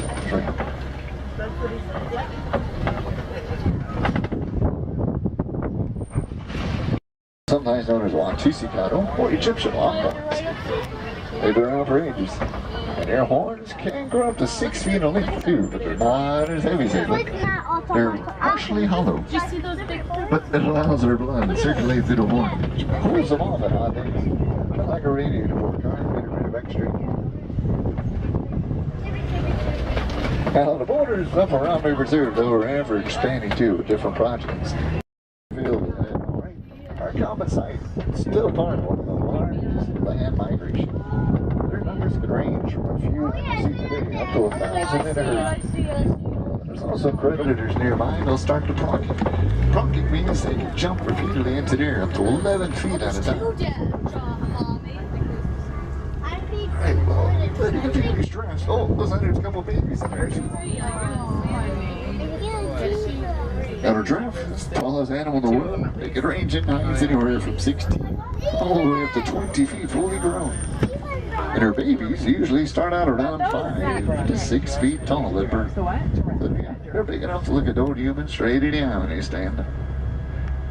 It looks like we're having a little traffic jam up ahead too. And there must be some animals crossing a road somewhere out there, but this happens all the time. And pretty much every day, all day long. So, when you work around free roaming animals, of course they can be unpredictable. Haven't heard over the radio what it could be, but it could be anything too. Pencil tongues, which means they can wrap their tongue around the branch like a finger to strip the leaves off.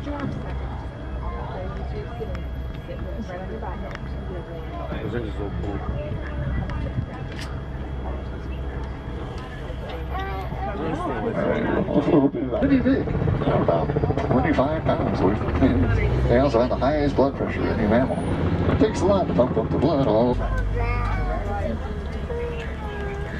Now, if you're ever studying giraffes, though, good thing to.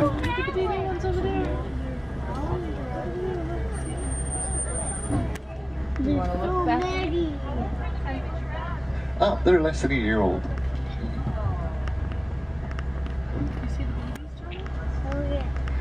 Alright, well next we're heading out towards elephant country, and I'm hoping we'll find something. The next water overhead. They come through here every day, foraging for food and strengthen their family bond with social. It's given us a little trouble in the past, but don't worry though. This one we finally fixed, it just never sounds like it. Doesn't sound pretty bad again. I want to cross your fingers a little like that. So far, so good. Tony, no worries. Made it safely across this time, but probably won't last much longer. A couple young ones over there. Now, Judging by their size, I'd say probably about 3 or 4, maybe 5 at the most. But you know, the easiest way to tell these are African elephants is looking at the size and the shape of their ears, which, well, look a little bit like the continent.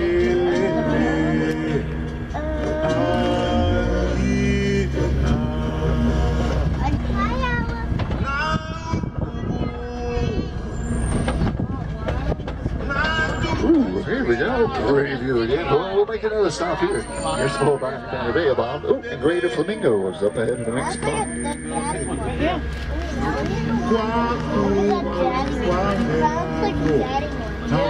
Now, greater flamingos, like I see ahead, they're one of the biggest and lightest peak of the flamingo types. Well, these. That's why they get paid, remember? Some of them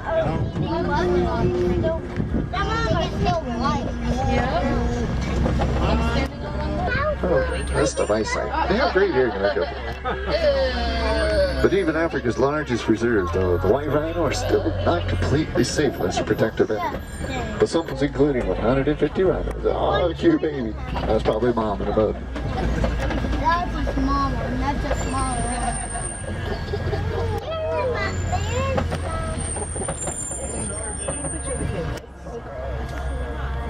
Poke mom with his horn.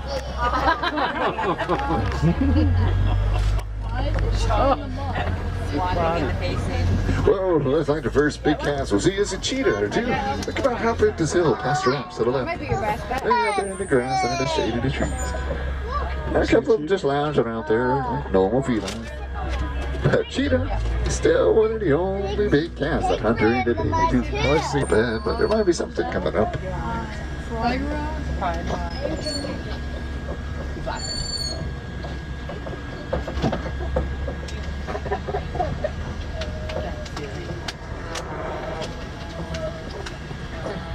I think if you spot a lioness and a male lion coming up on the rocks. The male's actually awake with his head up. Ostrich up ahead too. Now lion's always moving around. Yeah, he is quite active. But they can be inactive up to about 20 hours a day. Just pretty lazy, but just, well, just conserving energy and saving it up for the hunt at night. Now the male lion is also one of the biggest predators in Africa too. So there's the females that do most of the hunting for their prey. Oh, to the right, there goes some grand zebras, some bog to buck, and there goes this ostrich. Again, you can run those rocks and boulders. I never see lions here. It's great. See the lion? Yeah, I see it. Look, it wants to go on It's like, hey, I want to come on this slide. It looks fun. Down by the warthog, it looks like a beetlets. That's just before the next set of us are coming up on our lap on those big boulders and rocks. A little bit farther, a little bit farther. That's like, now if a warthog like these are caught outside of the home, they can run pretty fast. About 35 miles per hour, those little legs. It's about as fast as a lion. Oh, zebras and mountain lions on the right. But if you've ever been curious about the coloring of zebras, though, they're black under their stripes. Usually tell me when you start is recycled, so less trash going on landfills. Or bring along a reusable grocery bag. So there you go. Shop. Well, make an animal out of your backyard. So please take this time to collect everything you brought on your seats. Just to make sure nothing slips out of your pockets like wallets, cell phones, or cards. Quick reminder, all my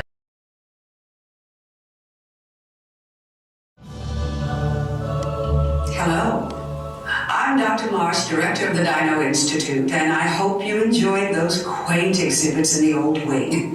That's how dinosaurs have been presented to the public since the study of fossils began over 150 years ago. Today, that bare bones approach is about to become extinct. In a perfect blending of science and technology, the Dino Institute has created the Time Rover, an amazing vehicle that will literally transport you to the age of the dinosaurs. How? That's proprietary. But the result is a breathtaking journey through a prehistoric world where you will witness the most spectacular creatures to ever walk the earth. In a moment, you'll be going live to our control center for a comprehensive safety briefing, and then it's on to the tour that will convince you forever that the future is truly in the past. Hell Welcome to our little trans-dimensional joyride, folks. I'm Dr. Seeker, your friendly controller, and a heck of a paleontologist, if I do say so myself. But let's not talk about me. Let's talk about you, and how you can help me make history today with the Time Rover. It's like this. If I can bring you back from the Cretaceous period, it stands to reason that I can bring back a live dinosaur with you. And not just any dinosaur. Take a look at this guy. He's an iguanodon, and I'm certain that he is the key to understanding these magnificent creatures. I tagged him with a locator during an unauthorized field trip. Otherwise, I'd be traveling with you. Right now, our dino should be about here, at the very end of the Cretaceous period. That's where you're going today. I've arrived, it seems, just in time to correct a little misstatement. Dr. Marsh. That's impossibly close to the giant asteroid impact that destroyed most life forms on Earth. Our tools are designed to take you to the early Cretaceous period, and I can assure you that all time rovers have been securely locked on those coordinates. That's right. See? Securely locked. Denied. Access denied. Access denied. Continue. Access denied. Of course. We were just talking about seatbelts. Plug them in. Use them. It can get kind of choppy out there, so keep your hands and arms inside the vehicle at all times. Flash photography? I wouldn't. It alters the homing signal, and that's not good. Oh, and one more thing. Those locked coordinates? Access. We're in. Now, here's the drill. You follow the homing signal to the iguanodon, then I'll enlarge the transport field, and boom, you're back with one additional passenger extra large. And don't worry about that asteroid. You'll be in and out of there before it even breaks the atmosphere. Trust me, what could go wrong? Time travel commencing in T-minus 10 seconds and counting. This is Seeker. Listen up. We've got to get in, grab the iguanodon, and get out when that asteroid hits. Let's roll!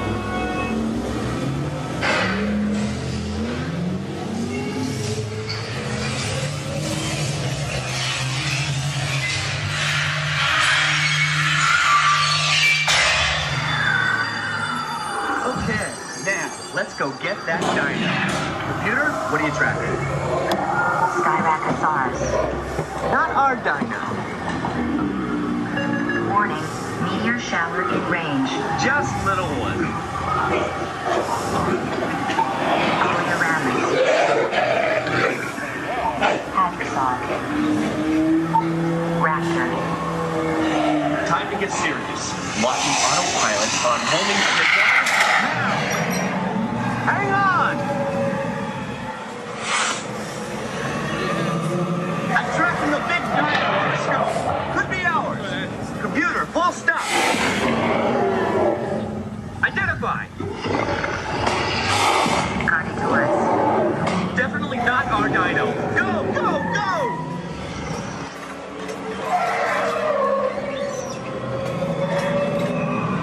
Another big guy coming up. Computer. Slow. And identify. Sauropod. Still not our dino, but at least this one's a vegetarian. Whoops. Asteroid impact in 90 seconds. We better move it.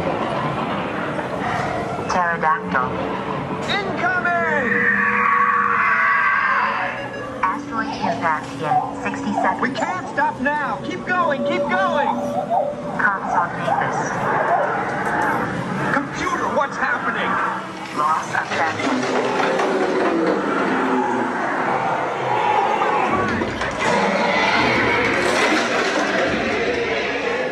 Warning, meteor descent. Evasive maneuver.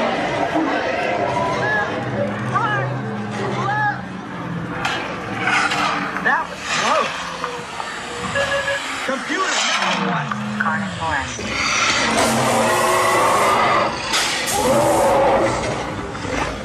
Abort mission! Abort! Abort! Iguanodon.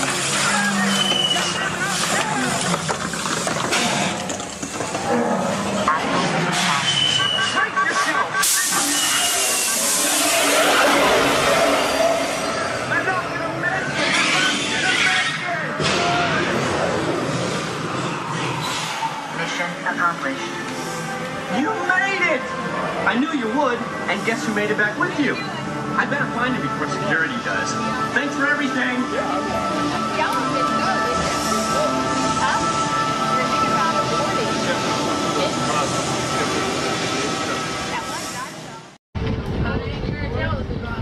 On the right-hand side, hiding out behind the tree trunk, there's an okapi.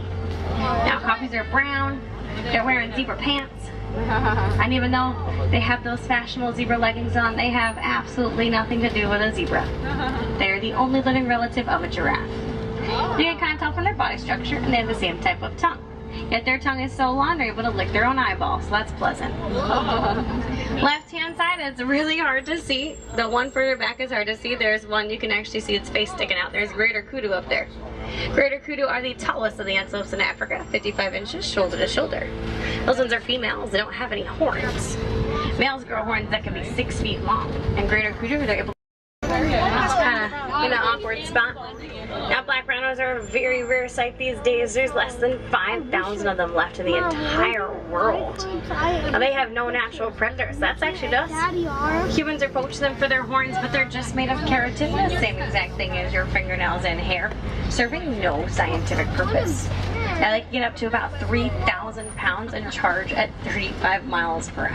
Ever seen, and sadly they are extinct in the wild. They are the heaviest of the antelopes, 500 to 900 pounds. Now they have these long thick horns that lean backwards.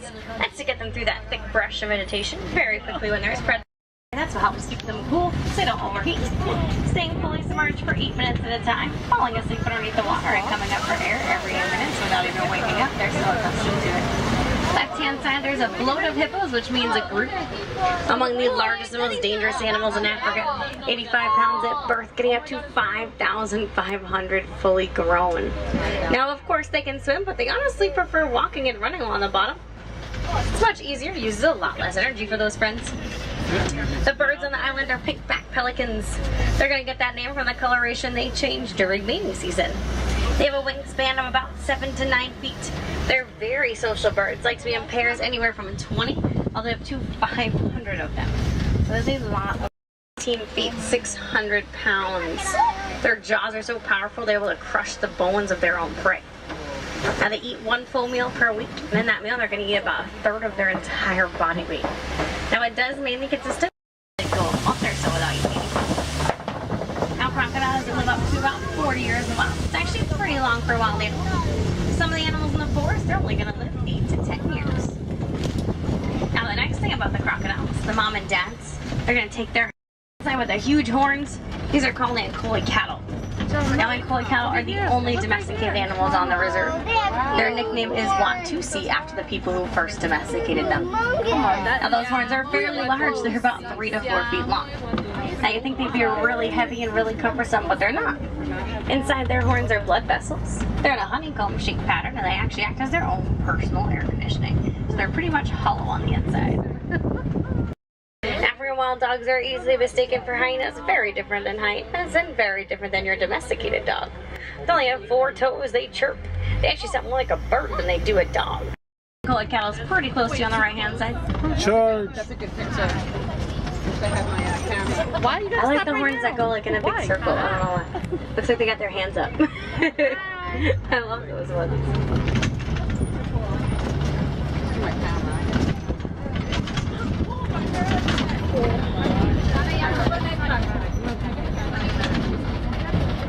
I see giraffes, I see white-braided wildebeest, I see springbok. We're gonna start with springbok because they're my favorite animals in the entire reserve. The tiny little ones all the way up there. Springbok get their name because they're able to spring into the air 6 feet from a standing position and 13 feet if they're on the move. They're only 3 feet tall. They're among the top 10 fastest land animals, getting 50 to 60 miles per hour. So those 3-foot springbok get the same speed a cheetah does. They're my favorite animals because they're short and underappreciated, and I can identify with them. Wildebeest, white-bearded wildebeest, second largest herding animal, second to humans, participating in very large migrations. 1.5 million of them will migrate over 1,000 miles each year. Even in your own backyard, you may not even notice them. We're going to do a quick stop for this giraffe on the right, for my friends on the right, and then the rest of the giraffes look like they're going to be on the left-hand side. Now, of course, giraffes are the tallest animal in the world, getting up to 20 feet tall. They can be as tall as a crocodile can be long, so that's slightly terrifying. Newborn giraffes can stand at 6 feet tall. So newborn giraffes stand taller than I'll ever be in my entire lifetime, but it's fine. And they only sleep 30 minutes a day. They tend to do so in 5-minute naps and sleeping standing up to help avoid predation. They look very docile, most of the time they are, but they do have a very powerful kick. So powerful that lions rarely ever attack a giraffe. They're too afraid of getting hurt. Now they can also reach speeds of about 30 miles per hour. Now first on the left hand side, because they're really shy, there's mandrills over there, and that's actually the male who's like the most shy of them all. Mandrills are the largest monkeys in the world, getting up to 100 pounds. Looks like the mom and the babies are going to be poking out from these trees. You're going to start to see them walk back there. Now they are what Rafiki's modeled after. They have that bright blue and red on their face. As they get excited, it gets brighter. It's like when you blush. Now, of course, the male is going to have the brighter of that facial markings, and of course, they have those markings on their behinds as well. It's got a rainbow butt. Let's see if we can get closer up to the elephant. I'm not sure. I don't remember where I saw it. I know I saw it on the right.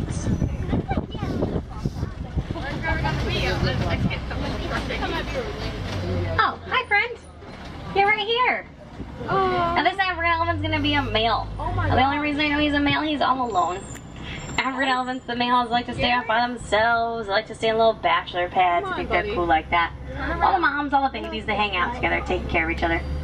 So it looks like my road's closed, probably because there's an elephant right there, so I guess we'll go this way. I'm hoping it takes us into elephant country. We're gonna see if we can go find those moms and all the babies. We're halfway there. Deep breath is okay. Okay. So close. So close. Whew. Oh, back tires. Back tires. You guys good? Oh, back tires. Okay. Whew. Almost forgot about you there. Alright, looks like we're entering some red clay pits. Now, red clay pits are very beneficial to elephants. Got a lot of minerals in them. You may see their tusk marks, their footprints. They're gonna. She's like 820 pounds. She's so little. She's almost a year old. Well, compared to all of them, she's so tiny. She's almost a year. She's super cute. She doesn't really know how to use her trunk still, and she's really clumsy. She falls over a lot. And she just doesn't know what she's doing, and it's okay. She's a baby elephant. She's learning. Her sister really likes to take care of her. Her sister's never too far behind from her. Don't run away. My friends came to see you. Where are you going? Oh, because you're going to get your sister. That's her sister. Aww. It's alright. We'll go in a big circle. We'll find you. Oh, yeah. African elephants. You can usually tell they're African elephants through the shape of their ears. They tend to resemble the shape of Africa. Now they flap their ears around a lot. That's actually to cool themselves off. If they flap their ears around enough, they can cool themselves off 15 degrees Fahrenheit. Look, she's gonna fall. See? She was about to fall right there. Yep, very clumsy. Super adorable. Now, of course, they're being poached for their ivory tusks, but they're also losing their homes. Losing their homes because people are mining for coltan. Coltan's just something you find in each and every single small electronic device. We know how humans are with those. I am guilty. So sadly, elephants losing their lives and their homes because of humans, which is not cool.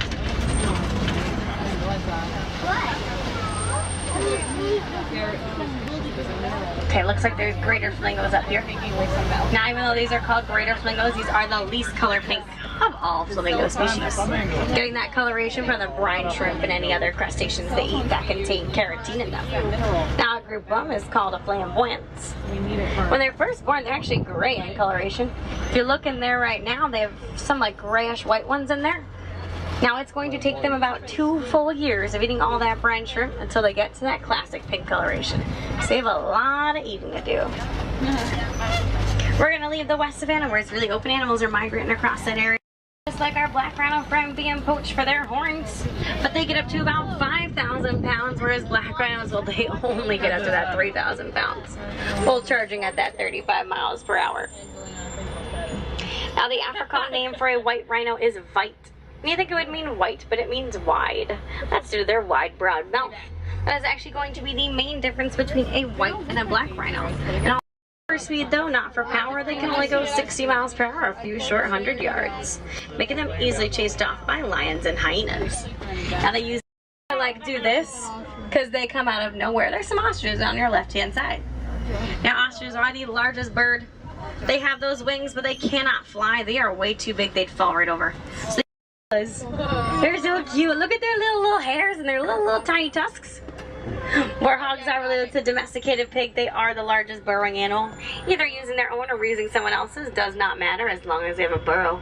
Very territorial, so they back in with their tusk-faced snout for defense, reaching speeds of about 35 miles per hour. Those little tiny ones up there? Bontabuk? Hi. Okay. You want to come on a safari? Here he comes. He's coming after him. You want to come on a safari? No? Alright. Bontabuk, about the only place you can see them. Reserves like this, protected land, they are extinct in the wild. Those large yellow eggs underneath the tree are ostrich eggs. Now, Bontabuk, at one point, there were less than 20 of them left in the entire world. Now, they started to realize that those numbers were declining, so they did help them out. They are in healthy numbers, but they are still extinct in the wild. They've got a wingspan of about 5 feet. They're very unsocial birds, like to be in very, very small pairs of about 2 to 10. Whereas those pelicans like to be all the way up to 500. So for some reason, yellow-billed skirt, they don't really like to have friends. 30 every day. And there's also Gorilla Falls Exploration Trail. A nice, easy walking trail. You can take the whole family. You can take your strollers with you on the right-hand side of the exit. You see gorillas, monkeys, zebras, okapis, hippopotamus, fish, birds, snakes, turtles, naked mole rats, meerkats, lots of fun things. That's going to close at 4:45 every day. Now, friends, when I say goodbye, that's rude, that is harsh. You are all my new friends. So instead, we say Kwaharini. Kwaharini means to go well. So go well, friends, go wild. Don't go too wild. It is still a family-friendly jungle out there. Again, my name is Winnie. It was a pleasure being your safari guide today. Any wilderness explorers, you've been riding the Simba 1 today.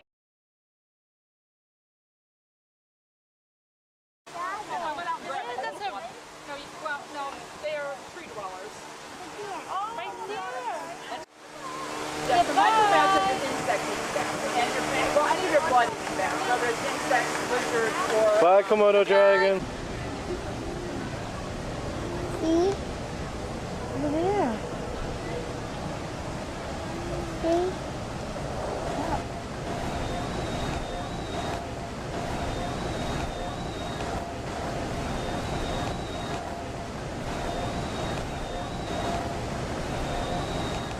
See over there?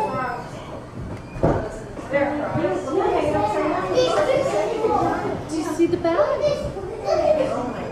See it? They're so big. See that? There's a frog. You can't see it right there. He's stretching. What did you say? I guess he's the leader.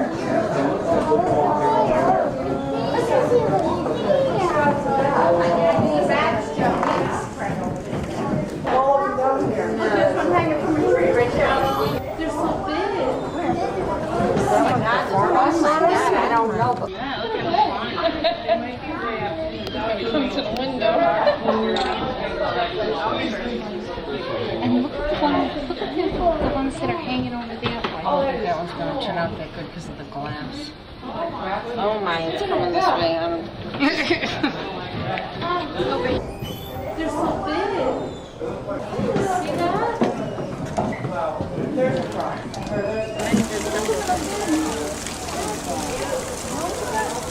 Yeah, we're looking at them. All right, what are you going to do? Oh, there's another one, Joe. What are you going to do?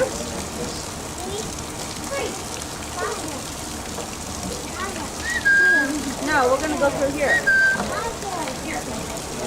All right, bye. See, he's up here walking. Oh, yeah. I want to get another picture of him. So, pick up my phone. Thank you, baby. Oh, there he is. There's actually 3 of them there. They're behind the tree. Okay. Oh, wait. You can have one.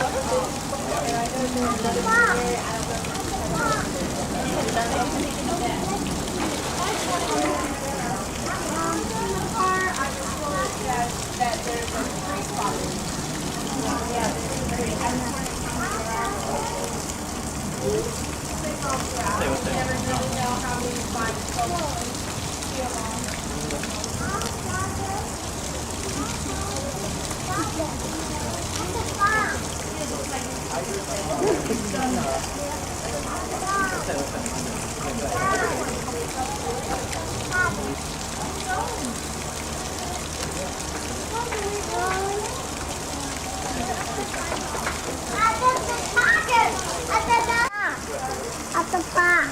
Yeah. At the park. I've seen 3, but never really ever.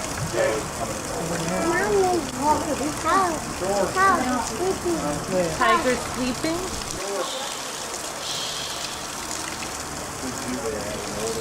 Tiger!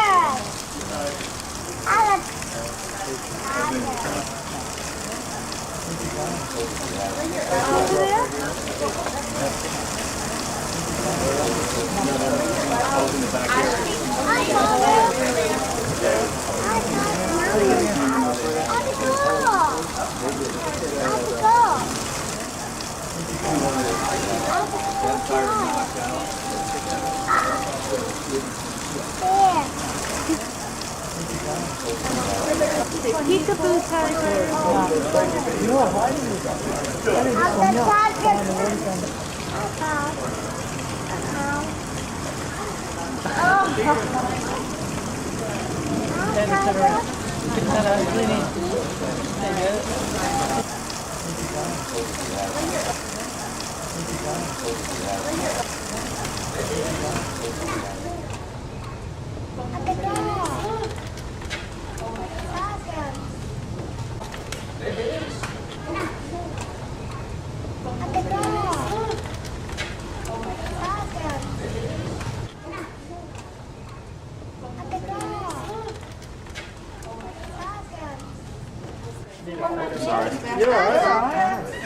Yeah, turn around.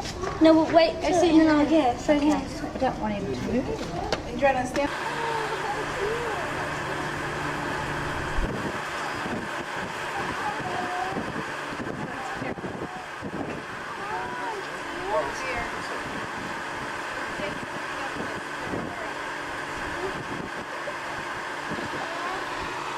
Wait, Mom.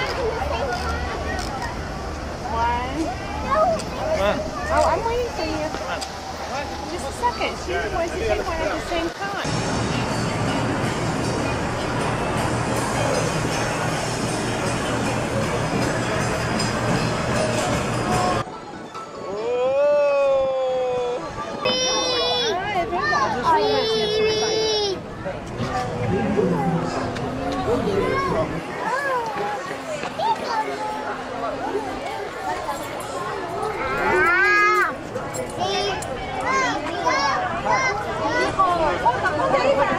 There you go. Elbow each other right up to the camera.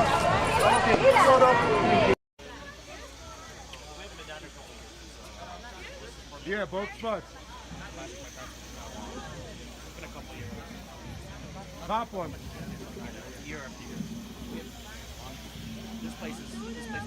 It's brewing. There it goes, Rick. How long is the line? An hour and a half. Yeah.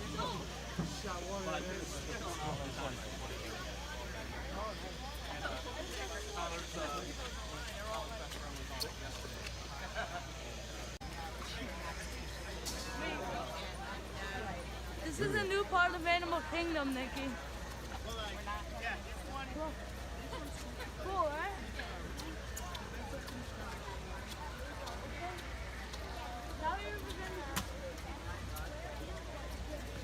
I say it's like soy.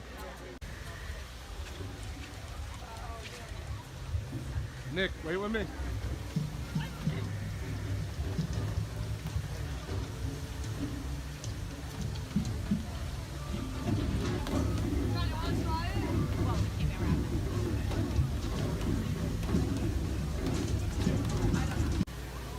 I didn't hear you. It's not, it's a boat ride.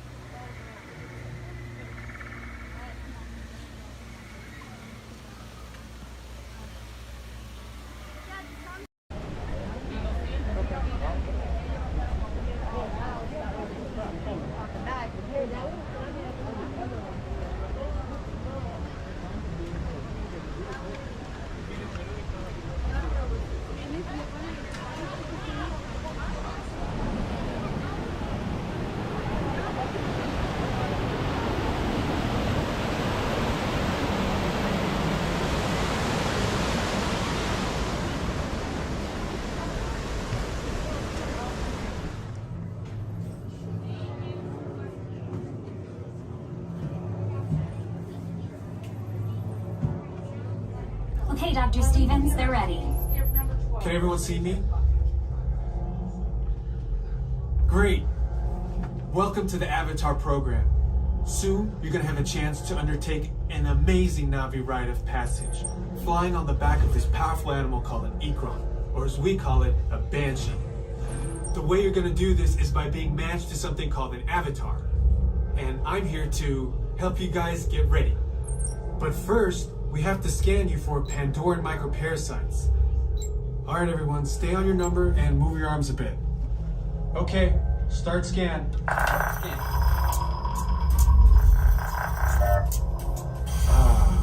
You've all got them. But don't worry, they're very common around these parts. Let's start the decon. Initiating GMR decon. Stand still over your number. You're not gonna feel a thing. You're doing great. Almost done here. They're all clear. Great. Now let's go over how all this works. Like I said before, you're going to be matched to these things called avatars, which look a lot like the Na'vi. They're created by blending human DNA and Na'vi DNA. Once we match you to an avatar, thanks to a special link chair, your mind will be able to control that avatar. Using avatars to fly this way was all figured out by my boss, Dr. Jackie Ogden. She leads our science team, which is part of the Pandora Conservation Initiative, and we're here in the Valley of Moara studying banshees and their environment. Over a generation ago, this enormous company called the RDA created a lot of damage to the area through their bad mining practices and conflicts with the Na'vi. Just like on Earth, it can take decades for ecosystems to recover. One way to understand what's going on with an ecosystem is to study what are called keystone species. These are animals like tigers, jaguars, seals. The banshee is one of these important animals. Dr. Ogden is the foremost expert on studying the Ikron and has spent years researching them. Unfortunately, banshees live high in rookeries and humans can't get anywhere near them without becoming their lunch. But the Na'vi and avatars can. In fact, the Na'vi have been riding on the backs of banshees since their earliest history. Thanks to science, avatars can ride on banshees too. That's why you're linking to an avatar. It was Dr. Ogden who restarted the Avatar program. It's because of her that you're able to go through this rite of passage today. Pandora is a breathtaking natural world. I cannot wait for you guys to see it for yourselves. Okay, to get you flying on a Banshee, we need to find each of you an avatar. Let's prep the genetic sampling. I'm on it. Okay, first we need to find the compatible match of your genetic material with the genetic material of one of the avatar bodies that we already have.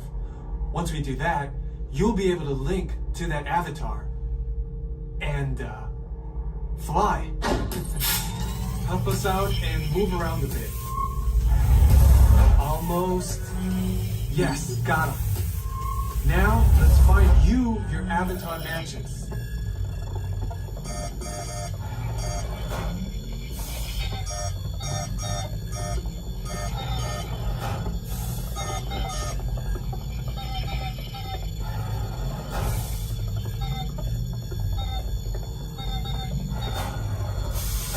All right, you've all been matched with avatars.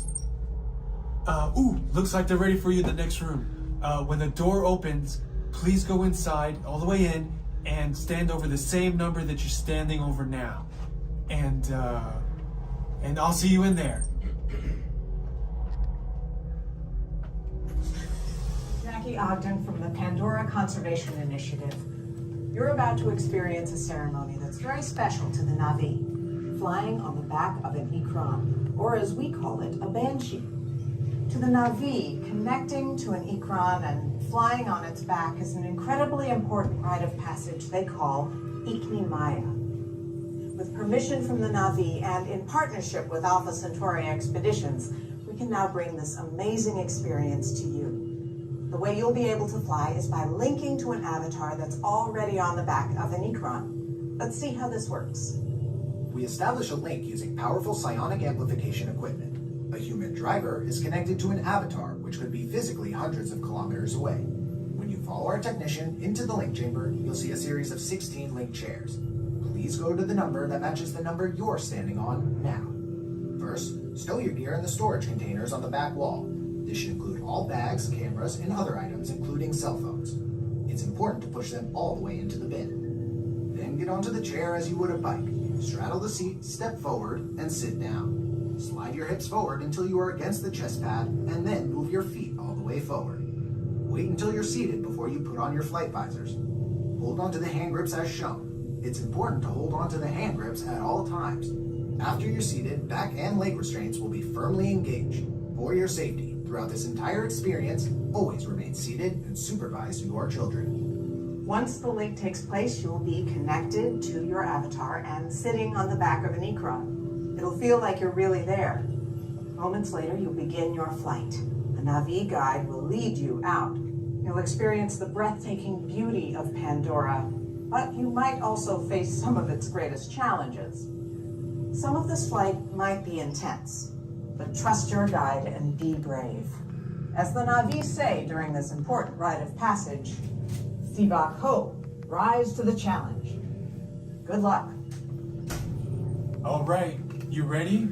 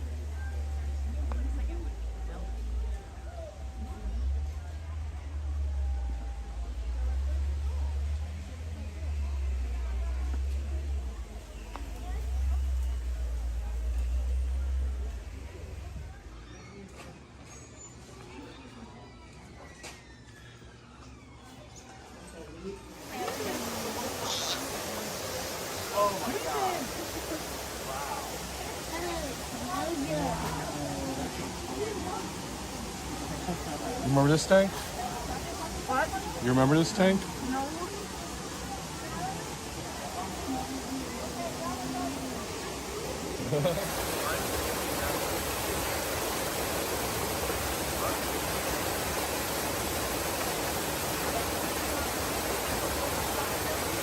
It's awesome.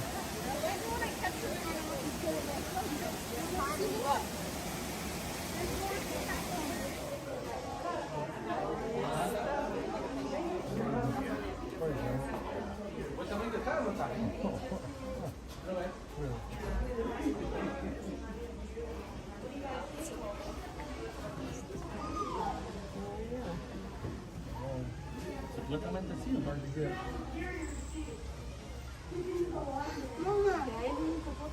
sí, eso es lo que estaba diciendo.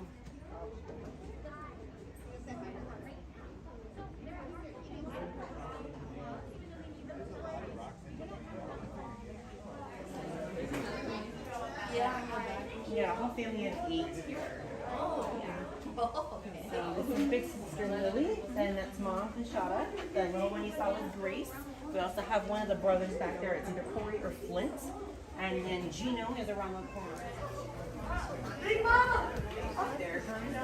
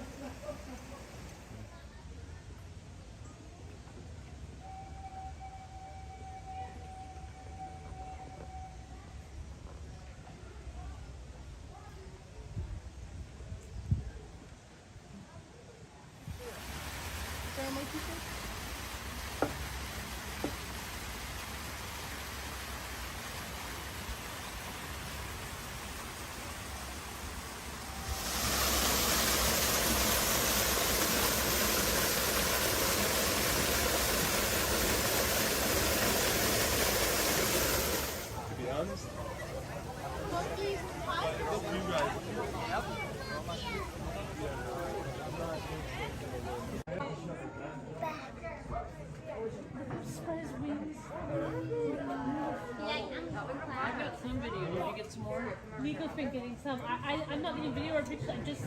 Wow. Erica, do you want a hug? Oh, don't put it on it. Come here. What up? 1, 2, 1, 2, 3. Yeah, don't put it on. What do you see? They don't come in through here. Now watch. The one will fly back. We can't reach into that. I know, right? Oh, it's open air. Why would they make it like that? Look. Oh, yeah. That's the biggest fan I've ever seen. Excuse me, it's okay. I'm sure it's not. Why can't we stick it in?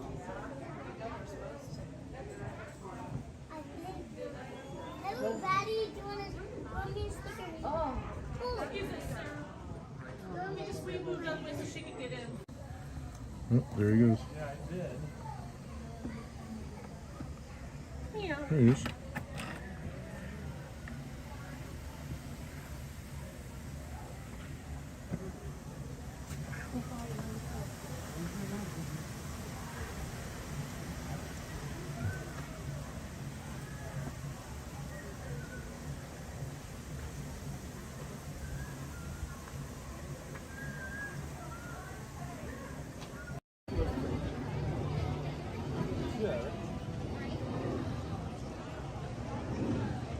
The lights for the backside are holding in the line.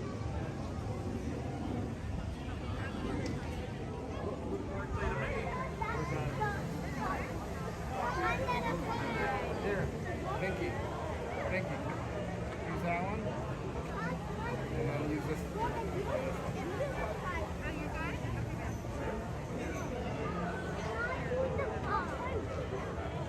Go inside here. So you're catching up. Good job.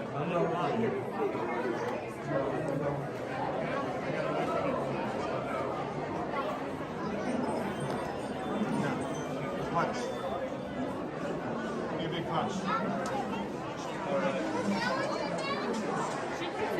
at this one I saw earlier.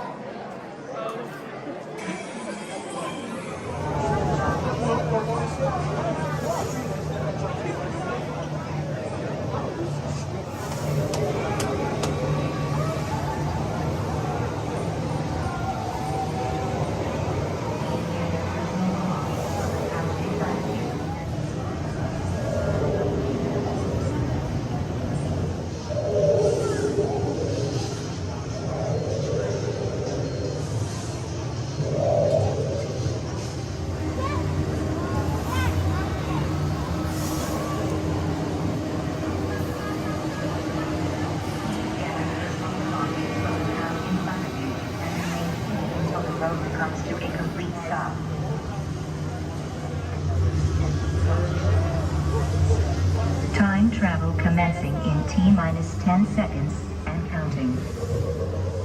This is secret. Listen up. We've got to get in, grab the iguanodon, and get out before that asteroid hits. Let's roll.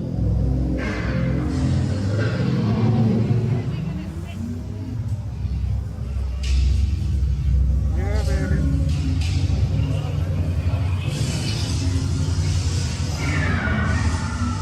Okay, now let's go get that dino. Computer, what are you tracking? Styracosaurus. Not our dino. Warning, meteor shower in range. Just little one. Oleoramus. Hadrosaur. Raptor. Time to get serious. Lock an autopilot on homing signal now. Hang on. I'm tracking a big dino on the scope. Could be ours. Computer, full stop. Identify. Carnotaurus. Definitely not our dino. Go, go, go!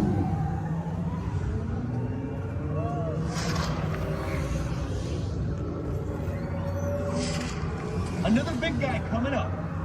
Computer. Slow and identify. Sauropod. Still not our dino, but at least this one's a vegetarian.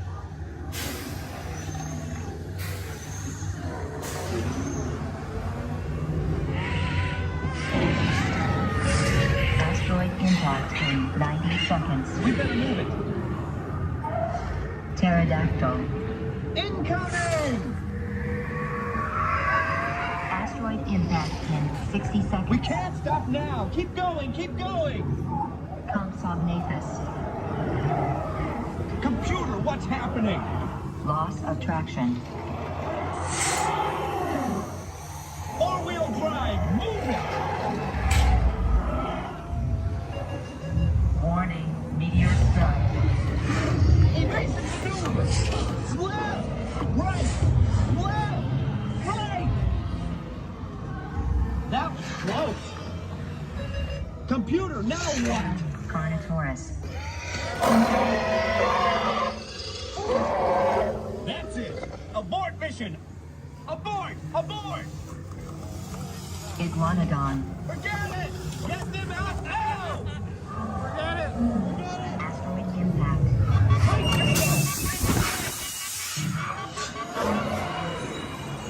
They're not gonna make it! They're not gonna make it! Mission accomplished. You made it! I knew you would, and guess who made it back with you? I better find him before security does. Thanks for everything!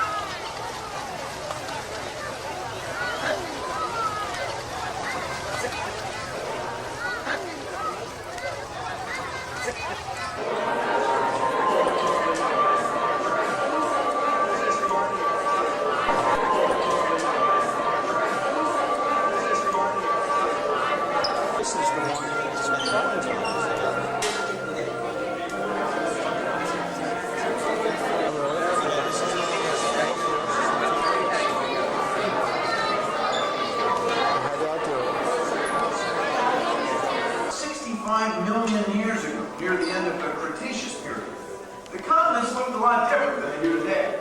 And on every one of them, dinosaurs rule. Yet, for some reason, these magnificent creatures disappeared. What happened? It's just about the biggest mystery in the history of our planet. Have been presented to the public since the study of fossils began over 150 years ago. Today, that bare bones approach is about to become extinct. In a perfect blending of science and technology, the Dino Institute has created the Time Rover, an amazing vehicle that will literally transport you to the age of the dinosaurs. How? That's proprietary. But the result is a breathtaking journey through a prehistoric world where you will witness the most spectacular creatures to ever walk the earth. In a moment, you'll be going live to our control center for a comprehensive safety briefing, and then it's on to the tour that will convince you forever that the future is truly in the past.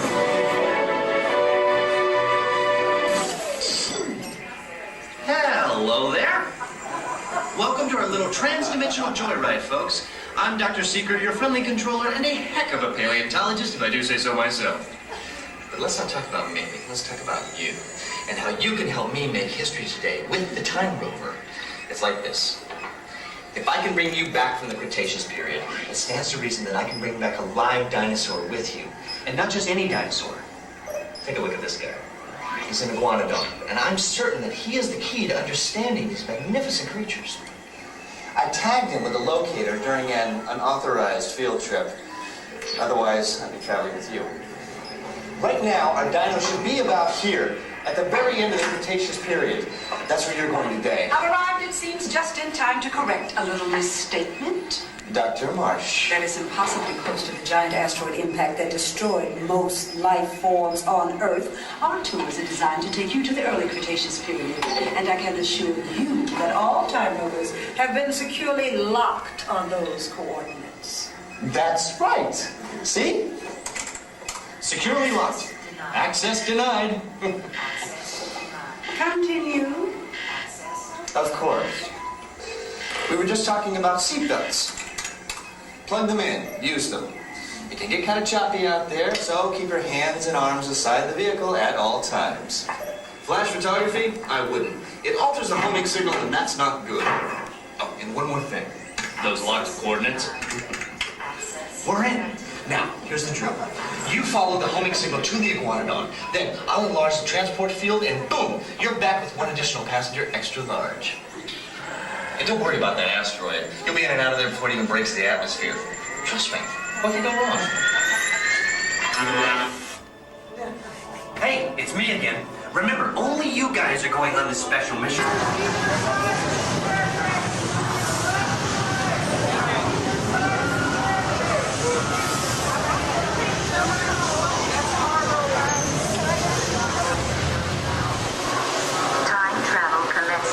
T-minus 10 seconds and counting. This is Seeker. Listen up. We've got to get in, grab the iguanodon, and get out before that asteroid hits. Let's roll!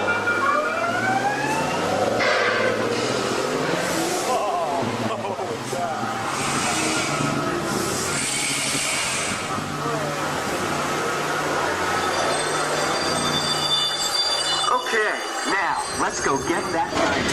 Computer, what are you tracking? Styracosaurus. Not our dino. Warning, meteor shower in range. Just little one. Oleoramus. Hadrosaur. Time to get serious. Locking autopilot on homing signal. Now! Hang on! I'm tracking a big dino on the scope. Could be ours. Computer, full stop. Identify. Our dino. Go, go, go! Holy cow!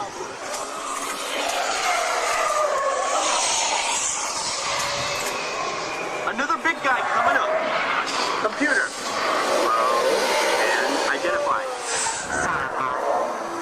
Still not our dino, but at least this one's a vegetarian.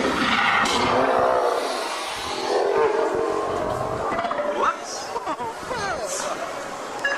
Asteroid impact in 90 seconds. Pterodactyl. Incoming! Asteroid impact in 60 seconds. We can't stop now! Keep going, keep going! Compsognathus. Computer, what's happening? Loss of traction.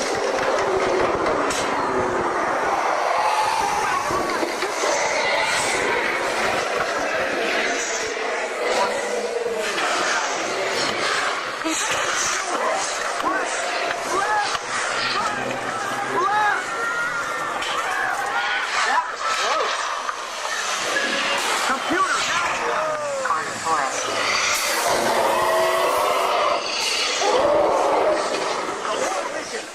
aboard! Iguanodon.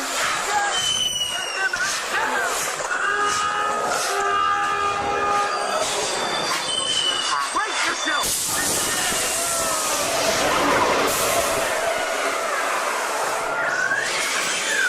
They're not gonna make it! They're not gonna make it! And guess who made it back with you? I better find him before security does. Thanks for everything!